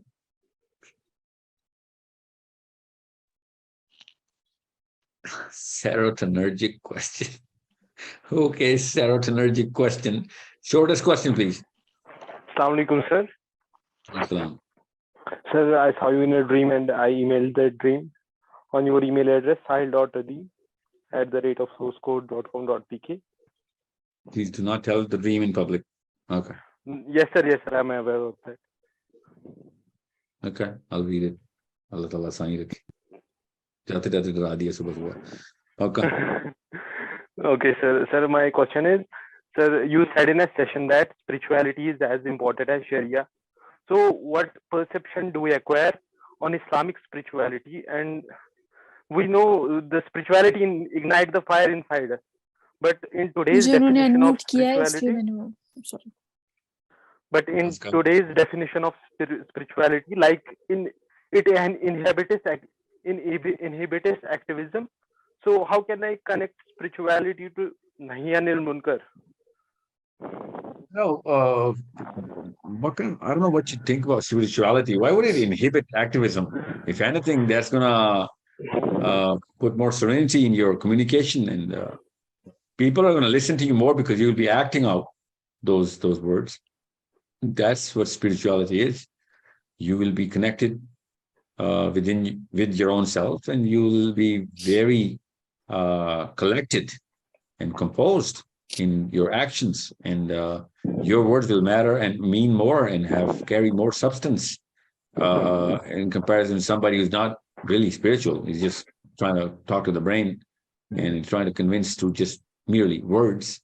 Okay, so spirituality is the flesh and blood of Islam. Okay, flesh and blood. You cannot be, a Muslim, especially a preacher, unless you're spiritually, intact. That's the best word for it. Okay. Ji, who was और कौन unmute पे? Sahil, this is me. One more minute. You unmuted me. Yeah. Thank you so much. I just wanted to ask you, what is this strategy of IMS for people who are Muslims? I know we're trying to connect Muslims all over the world, but they're Muslims, but they are far, far away from Islam, and they're kind of bored. They're not interested if you're trying to have a conversation with conversation with them, and if you're trying to even answer their most basic questions, they listen to you. I've shared a lot of content, and most of my circle is filled with I'm going to give you a quick answer to everybody. Sure. Okay, people who are not close to Islam and you want to approach them, you got to go to that place which is close to them. Okay, that's it. And you go to that place which is close to them, and then you actually talk about the actual construction of logic through the language of that place, wherever they are. Because if you're not close to Islam, he's close to something else, or somewhere else. Okay, you go there. They're after don't money. Fool people. I don't know how. I keep telling them that you don't have to worry about risk because Allah Ta'ala has promised that He is gonna ensure that listen, that's it. They're worried about it. So tell them that, okay, let's just worry about risk. You go to that place. That's what I'm saying. Go over there. Mm-hmm. Mm-hmm. And if you're not speaking their language, so for the first question, I hope you were listening. Fear. Now, you've actually told me that this is what their fear is. Now, go to the fear. Go be with their fear. All they care about is money. All they care about is that. Or they're afraid of not having it. Huh? That's what their fear is. Right? Yeah, of course. So, so you go to the fear, the state of fear, and make sure you experience that, and you show them that you're also in that you can feel that experience. You can understand that kind of fear. Okay. And as soon as you're going to do that, then they're going to start to listen to you. You can't just stand outside and, keep lecturing them, and nobody gets lectured out of fear. Okay. Make sure you understand that there is no human being who's designed to be lectured out of fear. We're not designed to be lectured out of our fears. Okay. You want to do that to a child, to a 95-year-old man or woman? Try and do that. You'll see that no one's going to be lectured out of his own fear, especially those deeper fears. Okay. How do we get them out of it then? You go there and you hold them and you bring them out. You go there, you go to the same fear. Make sure they know that you're experiencing the same fear. Okay? Well, I You am, should- but I'm trying to get near to Allah Ta'ala, but they are not ready to do it. All they care about is making money. Did you hear? You're not going. Did I just say that you have to go near to Allah? No, go near those people. Aska, you gotta be with that guy, that girl, whoever you're talking So we about. cannot abandon them. We have to be with them, but they're not In listening. that, Yeah, in the zone of fear. How old are you, Aska? I'm 30. I'm 30. Yeah. Okay, so I'm going to reiterate this because I'm trying to keep it simple enough so that you can understand it. If I'm afraid of losing money or not having enough money, then I need someone who's going to understand that kind of state of mind. I don't need a lecture to get out of it. I need a person who I can relate to and try and see what his technique is that he's pulling himself out of this state that I'm actually sharing with this guy, right? No lecture is going to bring me out of this state. I need a guy who's going to, walk in front of me and take me out. And I'm going to follow his footsteps. That's called experiential nurturing. You're going to hold his hand or her hand and then pull him out. Okay, heart to heart. That's how fear is done. How dealing with fear is done, sorry. Okay? Sure. Okay. Thank you. Yeah. Especially if you keep lecturing somebody who's in some sort of a fear, that's the worst thing you can do to this guy, because now he's going to hate everything that you represent, because that shows lack of empathy, Aska. You got to be empathetic with those people, especially people who are afraid of something. Okay? I'm telling you to be empathetic to the people who are running through fascinations, for God's sakes, and you're actually, divorcing somebody who's actually in the state of fear. You can't do that. You cannot do that. Okay? Got it. Thank you. Yep. I think we're gonna call it a night now. Thank you so much. I'm just gonna give 10 seconds to the chat, see if there's something really urgent. Please mute your microphones till then. Okay.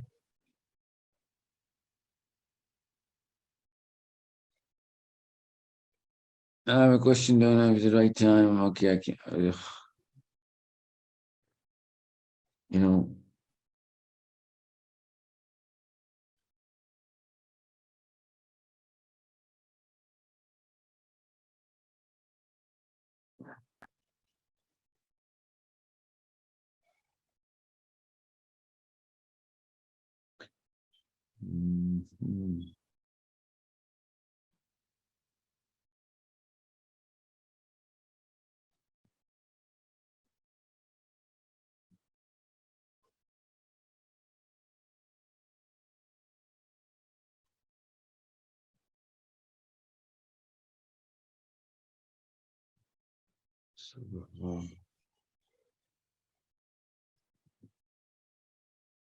Hey, Subhan. Here you go. Assalamualaikum, sir. Assalam. Quick question, please. Sir मैं पूछना चाह रहा था आपसे कि narcissistic personalities जो होती हैं उसको इस्लाम किस तरह से एड्रेस करता है, और अगर एक इंडिविजुअल है जो कि नार्सिसिस्टिक पर्सनालिटीज के ट्रेट्स रखता है तो बेनिफिट किस तरह से कर सकता है उनसे, क्योंकि नार्सिसिस्टिक पर्सनालिटीज होती तो बहुत हाई परफॉर्मिंग है, लेकिन लोग उनकी प्रेजेंस में कंफर्टेबल फील नहीं करते. Two assumptions you took. दोनों assumptions गलत हैं. एक तो narcissism does not create high performance of any sort. Most high performers become narcissistic, but narcissism does not create high performance. Confidence to create. अगला क्या question था? Sorry. Islam, yeah, Islam Kibber कहता है इसको, क्या किबर इज रऊनत है, उसके अंदर किबर है. Islam is like anti-narcissism, right? Islam अपने दुनिया में किसी भी तागूत को तोड़ने आया, नार्सिसिज्म तागूत हो जाता है. ओके, की तरफ लेके जाता है. Okay, so I hope you get that.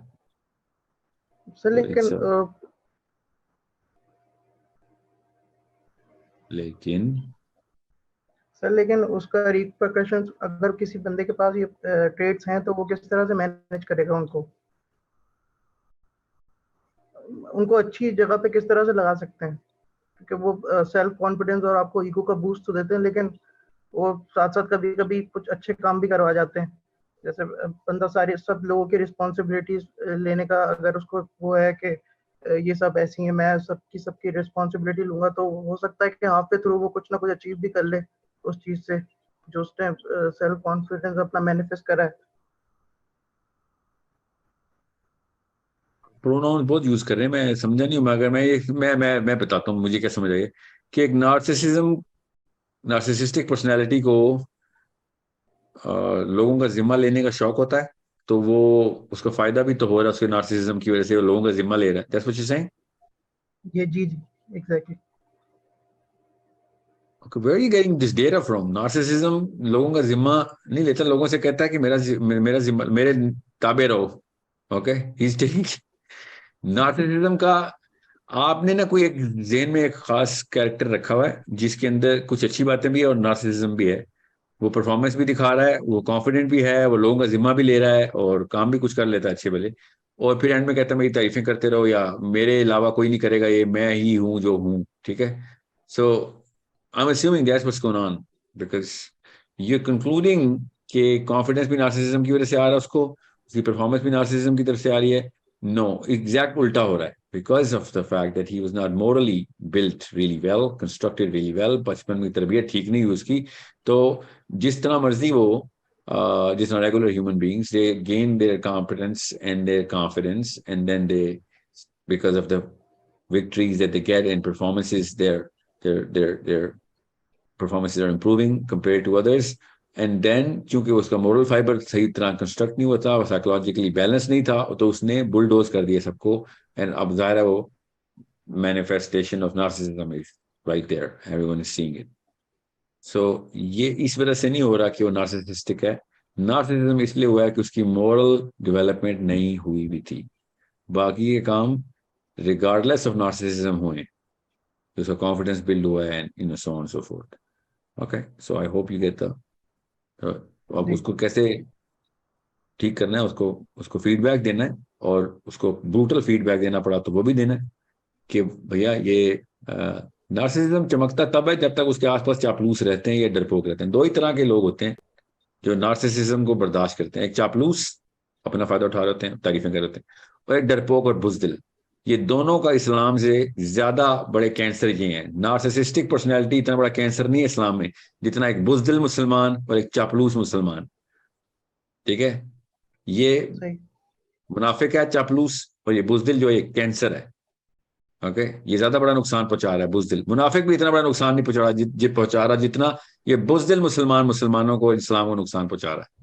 ٹھیک ہے، یہی ہے وہ لوگ جن کی وجہ سے ظالم دندناتے پھرتے ہیں، بیکاز یہ لوگ ان کی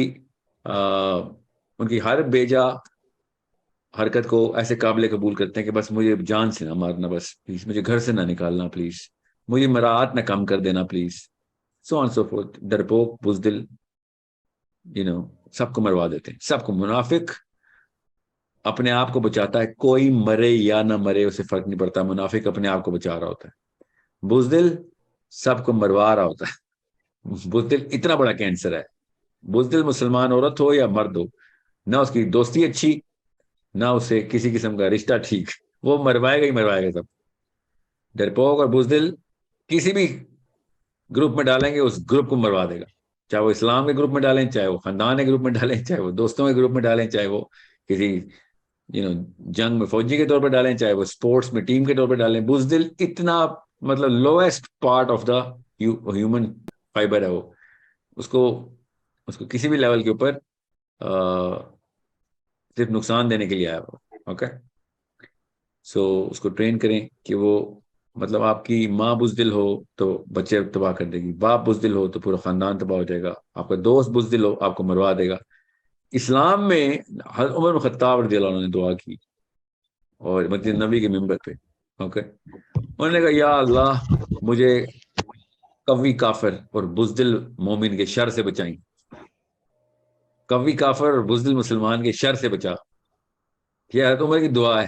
کہ یہ اتنا بڑا شر ہے کہ کبھی کافر ایک طرف وہ مار دے گا، مر جائیں گے، کبھی کافر کا ریم پیج آئے گا، مسلمان مر جائیں گے، اور بزدل مسلمان کیا ہوگا، مسلمان مر جائیں گے. اچھا سوچیں تو صحیح. مطلب میں کامن سینس کے تھرو آپ کو بتا رہا ہوں کہ بزدل کے ساتھ بزدل بندہ کرتا کیا ہے.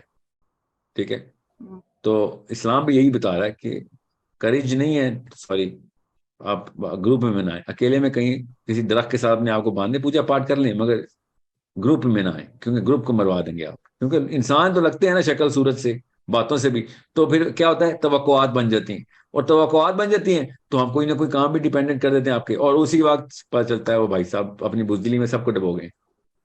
اوکے، سو آپ لڑکے ہیں بزدل ہیں، پتہ تو نہیں چلتا نا، شادی پہ تو بہادری نہیں لگتی تو لڑکی دے دیتے ہیں آپ کو، آپ ہی پورا خاندان مروا دیتے ہیں. آپ لڑکی ہیں، پتہ تو نہیں چلتا بزدل ہیں، بلکہ کئی دفعہ تو لگتا ہے اٹریکٹیو ہیں بزدل لڑکی، کیونکہ زیادہ حملہ نہیں کر رہی ہوتی. وہ الگ بات ہے. پوری نسل ورٹیکلی ایسی کھدائی کرتی ہے کہ نیچے 500 میل تک کا کنواں کھد جاتا ہے، اس کے اتنے بچے اتنے چھوٹے بونے پیدا ہوتے ہیں. So you need to understand how big of a problem this is. Courage کی ٹریننگ نہیں دی تو سوری، پھر اب نیکی کی ٹریننگ بھی نہ دینا، خدا کا واسطہ ہے. جس بچے کو کریج کی ٹریننگ نہیں دے رہے اس کو نیکی کا سبق دینا بند کر دیں، کیونکہ وہ نیکی کا سبق وہ لیتا ہے اور وہ کرتا کیا، وہ بیچارہ بزدل ماں باپ کا بچہ ہوتا ہے، نیکی کا سمجھ آ رہی ہے اس کو، بدی نظر آنا شروع ہوتی ہے، اور جیسے ہی بدی نظر آتی ہے اس کے دماغ کہتا ہے کہ کچھ کر اس بارے میں. اللہ نے ڈیزائن میں ون نہیں منکر ڈالا ہوا ہے نا، بغیر ڈیزائن کے تو حکم نہیں آتا نا. جو چیز اللہ نے ڈیزائن میں ڈالی ہے وہی قرآن میں ڈالی ہے. جو انسان کے ڈیزائن میں کیمسٹری ڈالی ہے اسی کا مینول قرآن میں ڈالا ہوا ہے. جب اللہ نے کہا امر بالمعروف تو ہمارے دماغ کے اندر امر بالمعروف کی مشین لگی ہوئی ہے. اوکے، وہ کیا ہے، اس کو ایمپتھی بولتے ہیں، کہ میرے ساتھ وہی ہو، میں لوگوں کے ساتھ وہی کروں جو میں چاہتا ہوں لوگ میرے ساتھ کریں. امر بالمعروف ہمارے مشین ہے. ہر انسان کو، چاہے وہ غیر مسلم ہے چاہے دہری، اللہ کا دشمن ہی صحیح، چاہتا وہ یہی ہے کہ میرے ساتھ وہی سلوک کرو یار، میں لوگوں کے ساتھ وہی سلوک کروں گا کہ جو میں چاہتا ہوں لوگ میرے ساتھ سلوک کریں. Basic empathy. ٹھیک، امر بالمعروف کی مشین ہے اور ون نہیں عن المنکر کی. کیوں؟ کیونکہ میرے بچوں کے ساتھ کوئی ظلم کر رہا تو میں چاہتا ہوں لوگ آ کے پکڑ کے مار دیں ظالم کو. یس، تو پھر میرے سے بھی یہی توقع رکھی جائے کہ میں بھی ظلم دیکھوں تو پکڑ کے مار دوں، اس کو ختم کر دوں. ون نہیں المنکر میری ڈیزائن میں ہے. اب میرے ڈیزائن میں اللہ نے ڈال دیا میرے جسم میں، یس ڈال دیا ہے. میں آپ کو سینس کے تھرو بتایا نا، آپ کے ساتھ جب ہوگا تو آپ کو بھی ون نہیں المنکر چاہیے ہوگا نا. تو اس کا مطلب ہے کہ قرآن پاک آپ کی مشین کا مینول اللہ تعالیٰ آیتوں میں بتا رہے ہیں. وہ سائنس ہمیں سمجھ نہیں آ رہی اور ہم قرآن پاک کو برکات کی کتاب سمجھ کے بیٹھ گئے، حالانکہ قرآن پاک ہمارے اس جسم کی سائنس کو بتا رہے ہیں. یہ مشین ہے، یہ لو مینول، کون سا بٹن دبانا ہے، کیا بٹن دباؤ گے تو کون سا پرزا کیا حرکت کرے گا، قرآن پاک صاف صاف بتا رہا ہے. آپٹیمم مشین، اس کا فیول تک بتا دیے. اب بزدل بندہ جو ہے نا، بزدل وہ کر کیا رہا ہے، وہ اس کی نیکی کے سبق اماں ابا دے دیتے ہیں، بیٹا جھوٹ بولنا منع ہے، رشوت نہ لیے، رشوت لینا، کلاہما فی النار، کلاہما فی النار. اوکے، کلاہما فی النار کیا مطلب؟ آگ میں چڑھو تکلیف ہوتی ہے. ہاں، ہمارے ڈیزائن میں آگ میں چڑھنے سے تکلیف، وی گیٹ ٹرامیٹائزڈ. اوکے، جب ہمیں پتا ہوتا ہے کہ یار بدی، جب ون نہیں منکر نہیں کروں گا تو آگ میں چڑھوں گا. جی ہاں. اب وہ ہوتا کیا، وہ برائی دیکھتا ہے، ابا نے بتایا تھا برائی ہے، بتایا تو صحیح ہوتا ہے، اماں نے بھی بتایا تھا صحیح بتایا ہوتا ہے، مگر شجاعت نہیں سکھائی ہوتی. وہ دیکھ رہا ہوتا ہے، اندر کی مشین چیخے مارے ہوتے کہ کچھ کر، کیونکہ ڈیزائن میں ہمارے، اور وہ کچھ کرنے سے ڈر رہا ہوتا ہے. اور وہ پھر جو اپنی عزت نفس تار کرتا ہے نا، اکیلے میں بیٹھتا ہے اور اپنے آپ کو طلاق دے دیتا ہے، اپنی انسانیت کو طلاق دیتا ہے کہ میرے سے نہیں ہو سکتا. اور وہ کیا کرتا ہے پھر، وی آل نو وہ کیا کرتا ہے. وہ پاکستان میں پھر جا کے ووٹ ڈالتا ہے اور اپنے جیسے پھر لوگ پارلیمنٹ ہاؤس سے باہر دیتا ہے، بیکاز اس کی عزت نفس کا تقاضا ہی ہے کہ اپنے جیسوں میں ہی رہے گا. اوکے، سو دس از اے پیرنٹل پرابلم. اوکے، اللہ بزدل نہیں پیدا کرتا، ورنہ ون نہیں المنکر کی آیت نہ نازل کرتا.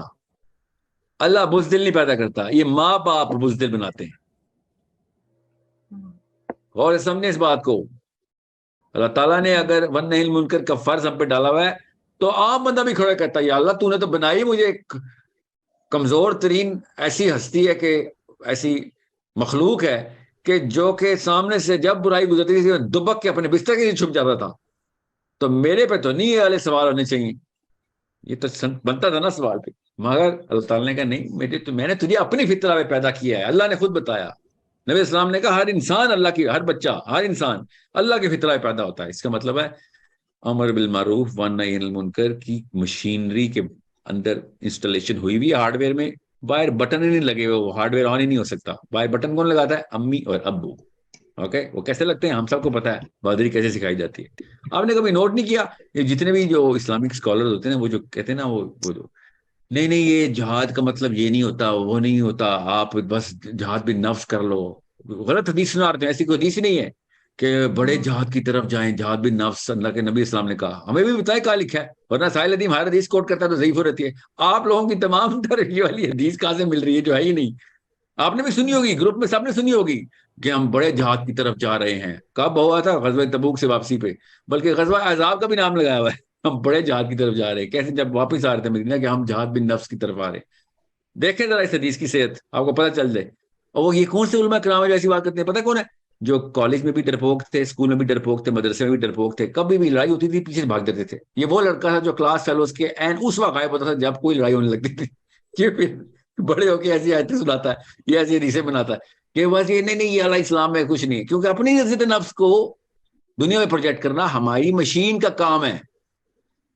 تو جس کی کریج ڈیولپ نہیں اس کو کیا اسلام سمجھ آنا, اس کو قرآن پاک کی وہ آیتیں نظر ہی نہیں آتی, ان کے اور مطلب نکال رہا ہوتا ہے. اب آپ کے سامنے تصویریں آئیں گی ان مولویوں کی بھی جو کہ جان کے اچانک کچھ آیتیں مس کر دیتے ہیں. تلاوت بھی کر رہے ہوتے ہیں نا, تب لیکچر میں بھی اچانک 2-3 آیتیں مس ہو رہتی ہے قرآن پاک کی اس صورت میں سے. آپ سوچتے ہیں یہ کیا ہوا, میرے قرآن میں تو 2-3 آیتیں لکھی ہوئی اس جگہ جہاں پہ آپ نے اسکپ کر دیا. میں نے ابھی عمران خان کشمیر گیا ہوا تھا, یہ جو مجھے نہیں پتا کتنا عرصہ پہلے کی بات ہے, جو لاسٹ ٹائم کشمیر اسمبلی میں اس نے ایک ہی دفعہ گیا ہوگا. تو اس میں قاری صاحب نے نا والی ویڈیو یوٹیوب پہ قاری صاحب تلاوت شروع کر رہے قرآن پاک کی. آل آف ہم دیکھ رہے ہیں, میں بھی ٹی وی پہ دیکھ رہا تھا, قاری صاحب نے قرآن پاک شروع کی ہے تلاوت, اچانک اس نے سورت مسک وہ آیت روکی, اگلی سورت میں گیا, وہاں سے 2 آیتیں پکڑ کے وہاں سے فٹ کر دی ایک ہی فلو میں. سورہ نساء کی آیتیں شروع کی اس نے, سورہ نساء کی آیتوں کے بعد سورہ مائدہ کی 2 آیتیں لیں اور ساتھ ہی ایک ہی فلو میں فٹ کر دی, جیسے کہ یہ اجازت ہے. چلو ٹھیک ہے, آپ قرات کر رہے ہیں, ٹھیک ہے, اوپننگ سیریمنی میں اللہ کا نام لے رہے ہیں. اور مگر ہوا کیا تھا, قاری صاحب کو شاید بتایا گیا تھا یا وہ خود ڈر گیا تھا کہ اگلی آیتیں 2 جہاد کی میں اسمبلی میں کیسے سنا دوں.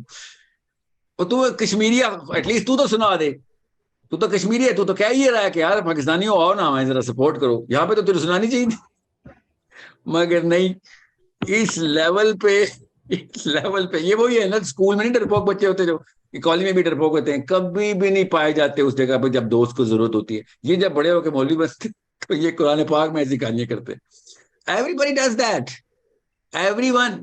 گورے بھی یہی کرتے ہیں, اسکینڈینیویا کا گورا بھی ڈرپوک ہوتا ہے, وہ جان کے وہ والے ڈرامے اور فلمیں بچوں کو نہیں دکھا رہا ہوتا کہ وہ کہتا ہے نہیں وہ والی فلموں میں بھی ڈر لگتا ہے, اور بچے بھی اسی طریقے سے اپنے جیسے کر رہا ہوتا ہے. I'm just telling you how human psychology works. That's how generations are built and photocopies are done. And this is why بزدل کا بچہ بزدل, یہ میں نے تو نہیں لکھا نا, اشفاق احمد صاحب نے کہا ہے نا, ڈرپوک کا بچہ ڈرپوک ہی نکلے گا. اور ہم بھی اسی سائنس کو جانتے ہیں. اللہ تعالیٰ نے بھی یہی بتایا ہوا ہے کہ, اور نبی اسلام نے بھی کہا میری نہج پہ ایک بیٹے کو یا 2 بیٹیوں کو بالغ کرنا, میری نہج پہ. وہ کیا نہج ہے نبی اسلام کی, سوچیں نا صحیح, وہ کیا نہج ہے. سو پرابلم بہت آسان ہے, ہم سب کو پتا ہے, سولوشن بھی ہم سب کو نظر آ رہا ہے جان کے. آپ سوچیں یہ عمران خان نواز شریف زرداری کی چلتی, اگر قوم بہادر ہوتی, ایک دن بھی رہتے ان میں سے کوئی, اگر قوم بہادر ہوتی. نہ ہمارا لبرل بہادر ہے, نہ مولوی بہادر ہے, نہ لیفٹ والے نہ رائٹ والے, پوری قوم پوری قوم کو کسی نے ایسا کوئی, آئی تھنک 1947 میں جب ہم بارڈر کراس کر رہے تھے تو راستے میں پولیو کے ٹیکے نہیں ہوتے, وہ جو قطرے ہوتے ہیں, اس طرح بزدلی کے انجیکشن پلائے جا رہے تھے سب کو کہ پاکستان جا رہے ہو, آ جاؤ سب ایک قطرہ پیو, پہنچو ادھر. اس کے بعد تمہارے ساتھ جو ہونے لگے اس کے لیے خاص قسم کی بزدلی کی ضرورت ہے, ورنہ خودکشیاں کر لو گے اپنی غیرت میں آ کے. غیرت نکالو اس کے اندر سے, خب غیرت نکال دو. اور سب ادھر آئے اور انہوں نے ایوب خان بنایا, پھر انہوں نے یحییٰ خان بنایا, انہوں نے پھر عمران خان سب بنائے, مگر مسلمان نہیں بنایا.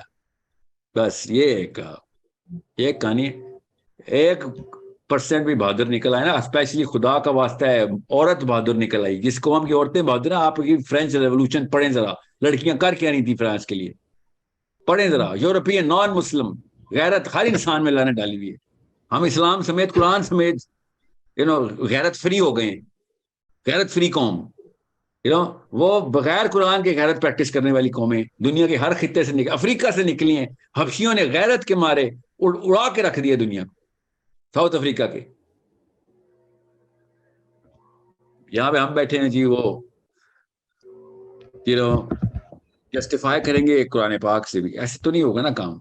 تھوڑا سا سچ اپنے آپ سے بولے, چھوڑے ہم ڈرپوک کہ کسی اور سے نہ بولے, بہت ڈر لگتا ہے کوئی مار دے گا کہ کسی اور سے. اپنے آپ سے تو بولے, اس میں کون مارے گا آپ کو؟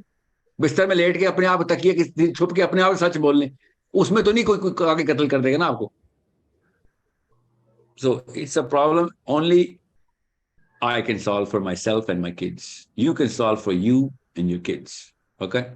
سر اس میں ایک حضرت عمر بن خطاب کے کال کا ایک آپ سے پوچھنا تھا مجھے کہ ایک آئیڈیل آپریٹنگ سائیکالوجی جو ہوتی ہے وہ کیا ہوتی ہے. جیسے میں نے ان کا ایک کال سنا تھا کہ امید اور خوف کا, آئی ایم شیور آپ نے بھی سنا ہوگا کہ اگر آج اللہ تعالیٰ اعلان کریں گے کہ سب کے سب جنت میں جائیں گے اور صرف ایک بندہ دوزخ میں جائے گا تو مجھے خوف ہے کہ وہ بندہ میں نہ ہوں, اور اگر سب دوزخ میں جائیں گے اور ایک بندہ جنت میں جائے گا تو مجھے امید ہے کہ اللہ سے کہ وہ ایک بندہ میں ہوں گا. تو یہ کیا نام ہے with regards to anything that you do, تو یہ آئیڈیل آپریٹنگ سائیکالوجی کہلا سکتی ہے, کیونکہ جو بھی ہم کام کرتے ہیں اس میں ہم پازیٹیو بھی ہمیں پورا ہونا چاہیے اور خوف بھی اس چیز کا ہونا چاہیے کہ مطلب خوف اور امید کو دونوں کو ساتھ لے کے چلنا چاہیے بہت زیادہ. میں حضرت عمر خطاب نے, اور سنے اس اینگل سے غلط اینگل سے پکڑیں آپ. یہ اینگل کیسے پورا کریں گے آپ؟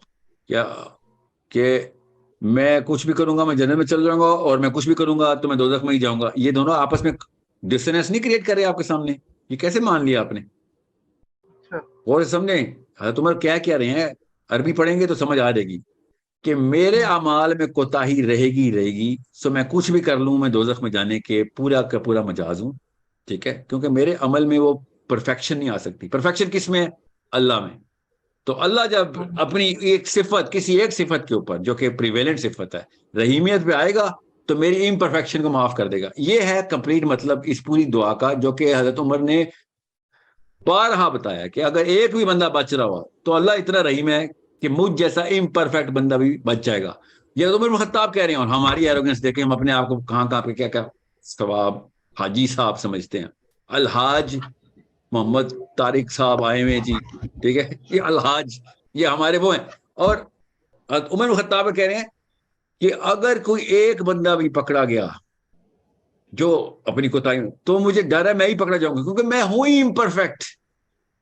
اللہ تعالیٰ کی ہستی کی, انسان کی, اللہ تعالیٰ کی ہستی کی بڑائی کی, انسان کی ہستی کی کمزوری اور لاچاری کی کمپیریزن ڈرا کر رہے ہیں تو عمر بن خطاب. یہ دو ہستیوں کا کمپیریزن ہے. یہ ایک ہی ہستی کے اندر دو پر الگ فلسفے نہیں آ رہے کہ پکڑا گیا تو پھر میں پکڑا جاؤں گا, بچ گیا تو میں بچ جاؤں گا.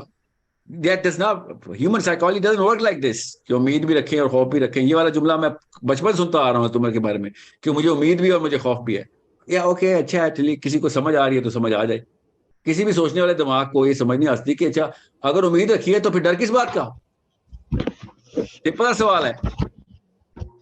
حجاج بن یوسف مر رہا ہے, سرحانے پہ کون بیٹھا ہے؟ امام جعفر صادق. حجاج بن یوسف کہتا ہے کہ تجھے پتہ ہی ہے کہ میں نے کیا کیا ہے, تجھے پتہ ہی ہے میں نے کیا کیا ہے, تو پھر بھی میرے لیے دعا کر. امام جعفر صادق خاموش ہیں.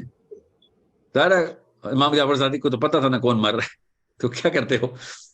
تو امام جعفر صادق کو کہتا ہے حجاج بن یوسف, لاسٹ کوٹیشن, آج ٹیسٹ ہے اللہ کی رحیمیت, میں دیکھوں گا کہ اللہ کی رحیمیت اگر مجھ جیسے کو بھی معاف کر دے تو. ٹھیک ہے, میری موت اس امید پہ ہو رہی ہے کہ اللہ کی رحمت سے تو نہیں میں نے بڑے گناہ کر دیے, اللہ کے معاف کرنے کی کیپیسٹی سے تو میرے گناہ کی کیپیسٹی زیادہ نہیں تھی نا. تو امام جعفر صادق نے کہا کہ وہ یہ جملہ بولنے گیا کہ اب میں آپ کو بتا رہا ہوں یہ بچ جائے گا, یہ بچ جائے گا. جو جملہ یہ بول گئے دعا مانگ گیا یہ بچ جائے گا. سو اس چیز کو غور سے سمجھیں. یہ عرب لینگویج کی کتنی طاقت ہے کہ ان کے دماغ کھول دیتی ہے. ہم اردو میں ٹرانسلیٹ کرتے ہیں تو عمر کی اتنی سمپل اور اتنی سپیریئر سائیکالوجی کو ہم پاس کر دیتے ہیں, کنفیوزنگ. ٹھیک ہے, کہ اللہ تعالیٰ سے امید ہے. عمر خطاب کہتے ہیں کہ مجھ جیسا گناہ گار بھی اللہ تعالیٰ کی امید سے مجھے امید یہ ہے کہ میرے تمام تر امپرفیکشن کے باوجود میں معاف ہو جاؤں. बस यहाँ तक मतलब रखे इसका, ठीक है। सर और भी मतलब उम्मीद खौफ रखे। अपने से मैं है आपको और एक और उम्मीद बात बताऊं कि इसमें ना एक चीज और मैं आपको बता दूं, ये जो पाकिस्तान में एक और दुआ का कॉन्सेप्ट है, ये जाते जाते मैं बता दूं, ये बहुत सुन रहा हूं मैं। दुआ ऐसे करे, या अल्लाह अगर मेरे हक में बेहतर है तो ये प्लीज दे दे मुझे। और अल्लाह ताला पे कंडीशन क्यों डाल रहे हो? दुआ मांग तो खुल के मांग, या अल्लाह दे मुझे। अगर हक में बेहतर है, अल्लाह ही तो है जो हक में बेहतर करता है, अल्लाह ताला को कुछ थोड़ा है। अल्लाह ताला पहले चेक करे इसकी हक में बेहतर है कि नहीं। अल्लाह ही ने तो बताया बेहतर और हक, बुरा और बेहतर क्या है। अल्लाह चेंज कर देंगे उसको? कौन से रब को मानते हैं आप हर दुआ में इस्तिखारे कर रहे होते हैं कि अल्लाह मुझे, अगर ये इस्तिखारे की दुआ है, बैठे बैठे इस्तिखारे करें, तो दुआ किससे करें? आप किसी मामले की तरफ जा रहे हो तो इस्तिखारा करें, खुल के इस्तिखारा करें। फिर पाकिस्तान में दुआ मांगने में भी हमें ना एक कंडीशनल रखा हुआ है कि अल्लाह ताला को भी बाउंड करेंगे, पूरी तरीके से दुआ मांगा करें कि या अल्लाह मुझे चाहिए और मेरे हक में बेहतर कर इसको, रादर देन या अल्लाह अगर देख ले जरा, अगर मेरे हक में बेहतर है तो मुझे दे दे। नाउज बिल्ला, अल्लाह का कोई बॉस है जो चेक करके बताएंगे अल्लाह ताला उससे? नाउज बिल्ला। दुआ तो खुल के मांगे, एटलीस्ट अल्लाह से दुआ मांग रहे हैं आप, जो चीज चाहिए अल्लाह से मांगेंगे, अल्लाह मुझे दे, मुझे चाहिए, और अगर मेरे हक में बेहतर नहीं है तो कर दे। ठीक है, ये दुआ को तो पूरे हक के साथ मांगे, जो दुआ का हक है कि जो मांग किससे रहे, जो कि हर चीज पे कादिर है, हर चीज पे कादिर है, तो अगर किसी लगा दिया आपने। Okay, so I am just telling you, ये मेरे ज़हन में आपकी इस बात की वजह से आ गया है। पूरे पक्के दिल से दुआ मांग करें कि मैं मांगे उससे रहा हूं जिसने हर चीज कर देनी है, ठीक है, मेरे प्यार में, खाली अल्लाह को मेरे पे प्यार आ जाना इस दुआ का और कर देना बस। सो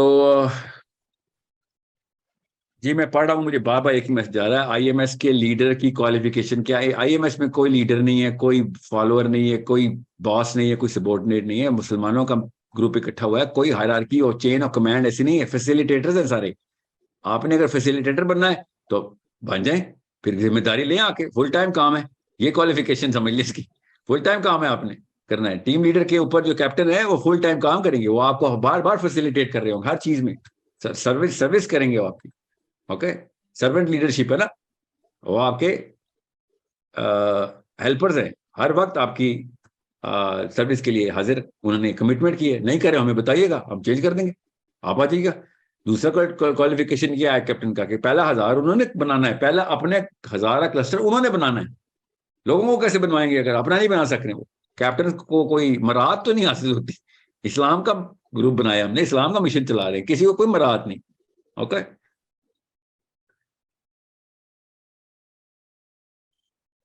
आई hope everybody gets this question. मैं अगली मीटिंग कर रहा हूँ इंशाल्लाह, अगले इसी वीक में 2 मीटिंग स्केड्यूल्ड है, एक मेरी आईएमएस कैप्टन के साथ है और एक टीम लीडर के साथ मीटिंग है। मैं आपको बताता हूँ साथ साथ क्या क्या स्टेप्स करने हैं। आपने ट्विटर हैंडल्स बना लें और क्लब हाउस के ऊपर आईएमएस का जो हमने वो पेज बनाया वो जो आपको दिया उसमें लॉग इन कर लें। ये 2 ही काम बताए हैं आज हमने इस वीक के। अगर आपके ट्विटर हैंडल्स पूरे नहीं हो रहे तो उसका मतलब है आपसे एक ट्विटर का हैंडल नहीं बन रहा, क्योंकि उसमें हमने ट्विटर स्पेस कम्युनिकेट करना है। क्लब हाउस के अंदर क्लोज ग्रुप मीटिंग होती है ना, उसमें वो करनी है। क्लोज का मतलब होता है आ तो सारे ही सकते हैं, मगर हमें मेजर तो पता चलेगा कितने बंदे आए हुए हैं। इन दोनों एप्लीकेशन के अलावा कोई तीसरी एप्लीकेशन है नहीं जिसमें हम मॉनिटर कर सकेंगे सब आए भी हैं कि नहीं।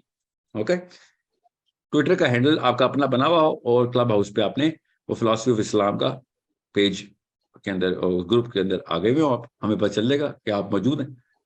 ठीक है, अपने अपने टीम लीडर्स, मैं आपके टीम लीडर्स को बता रहा हूँ, आपको कैप्टन की लिस्ट आ गई होगी, आई होप। नहीं आई तो कल सुबह आप भेज देते हैं ताकि आपको पता, वही लोग आपके ग्रुप में, अपने व्हाट्सएप ग्रुप में ऐड करने की कोशिश कर रहे हैं, वही आपको उसके अलावा किसी को इजाजत नहीं आपको ऐड करने की। ओके, आप क्लब हाउस पे जाएं और वो लास्ट सेशन कल रात को, कल सुबह 4 बजे तक चला है, 3 बजे तक चला है, वो अटेंड करें please. Okay, thank you so much. उसमें 2-3 स्टेप्स हमने बता दिए आगे। अस्सलाम वालेकुम व रहमतुल्लाह व बरकातुहू।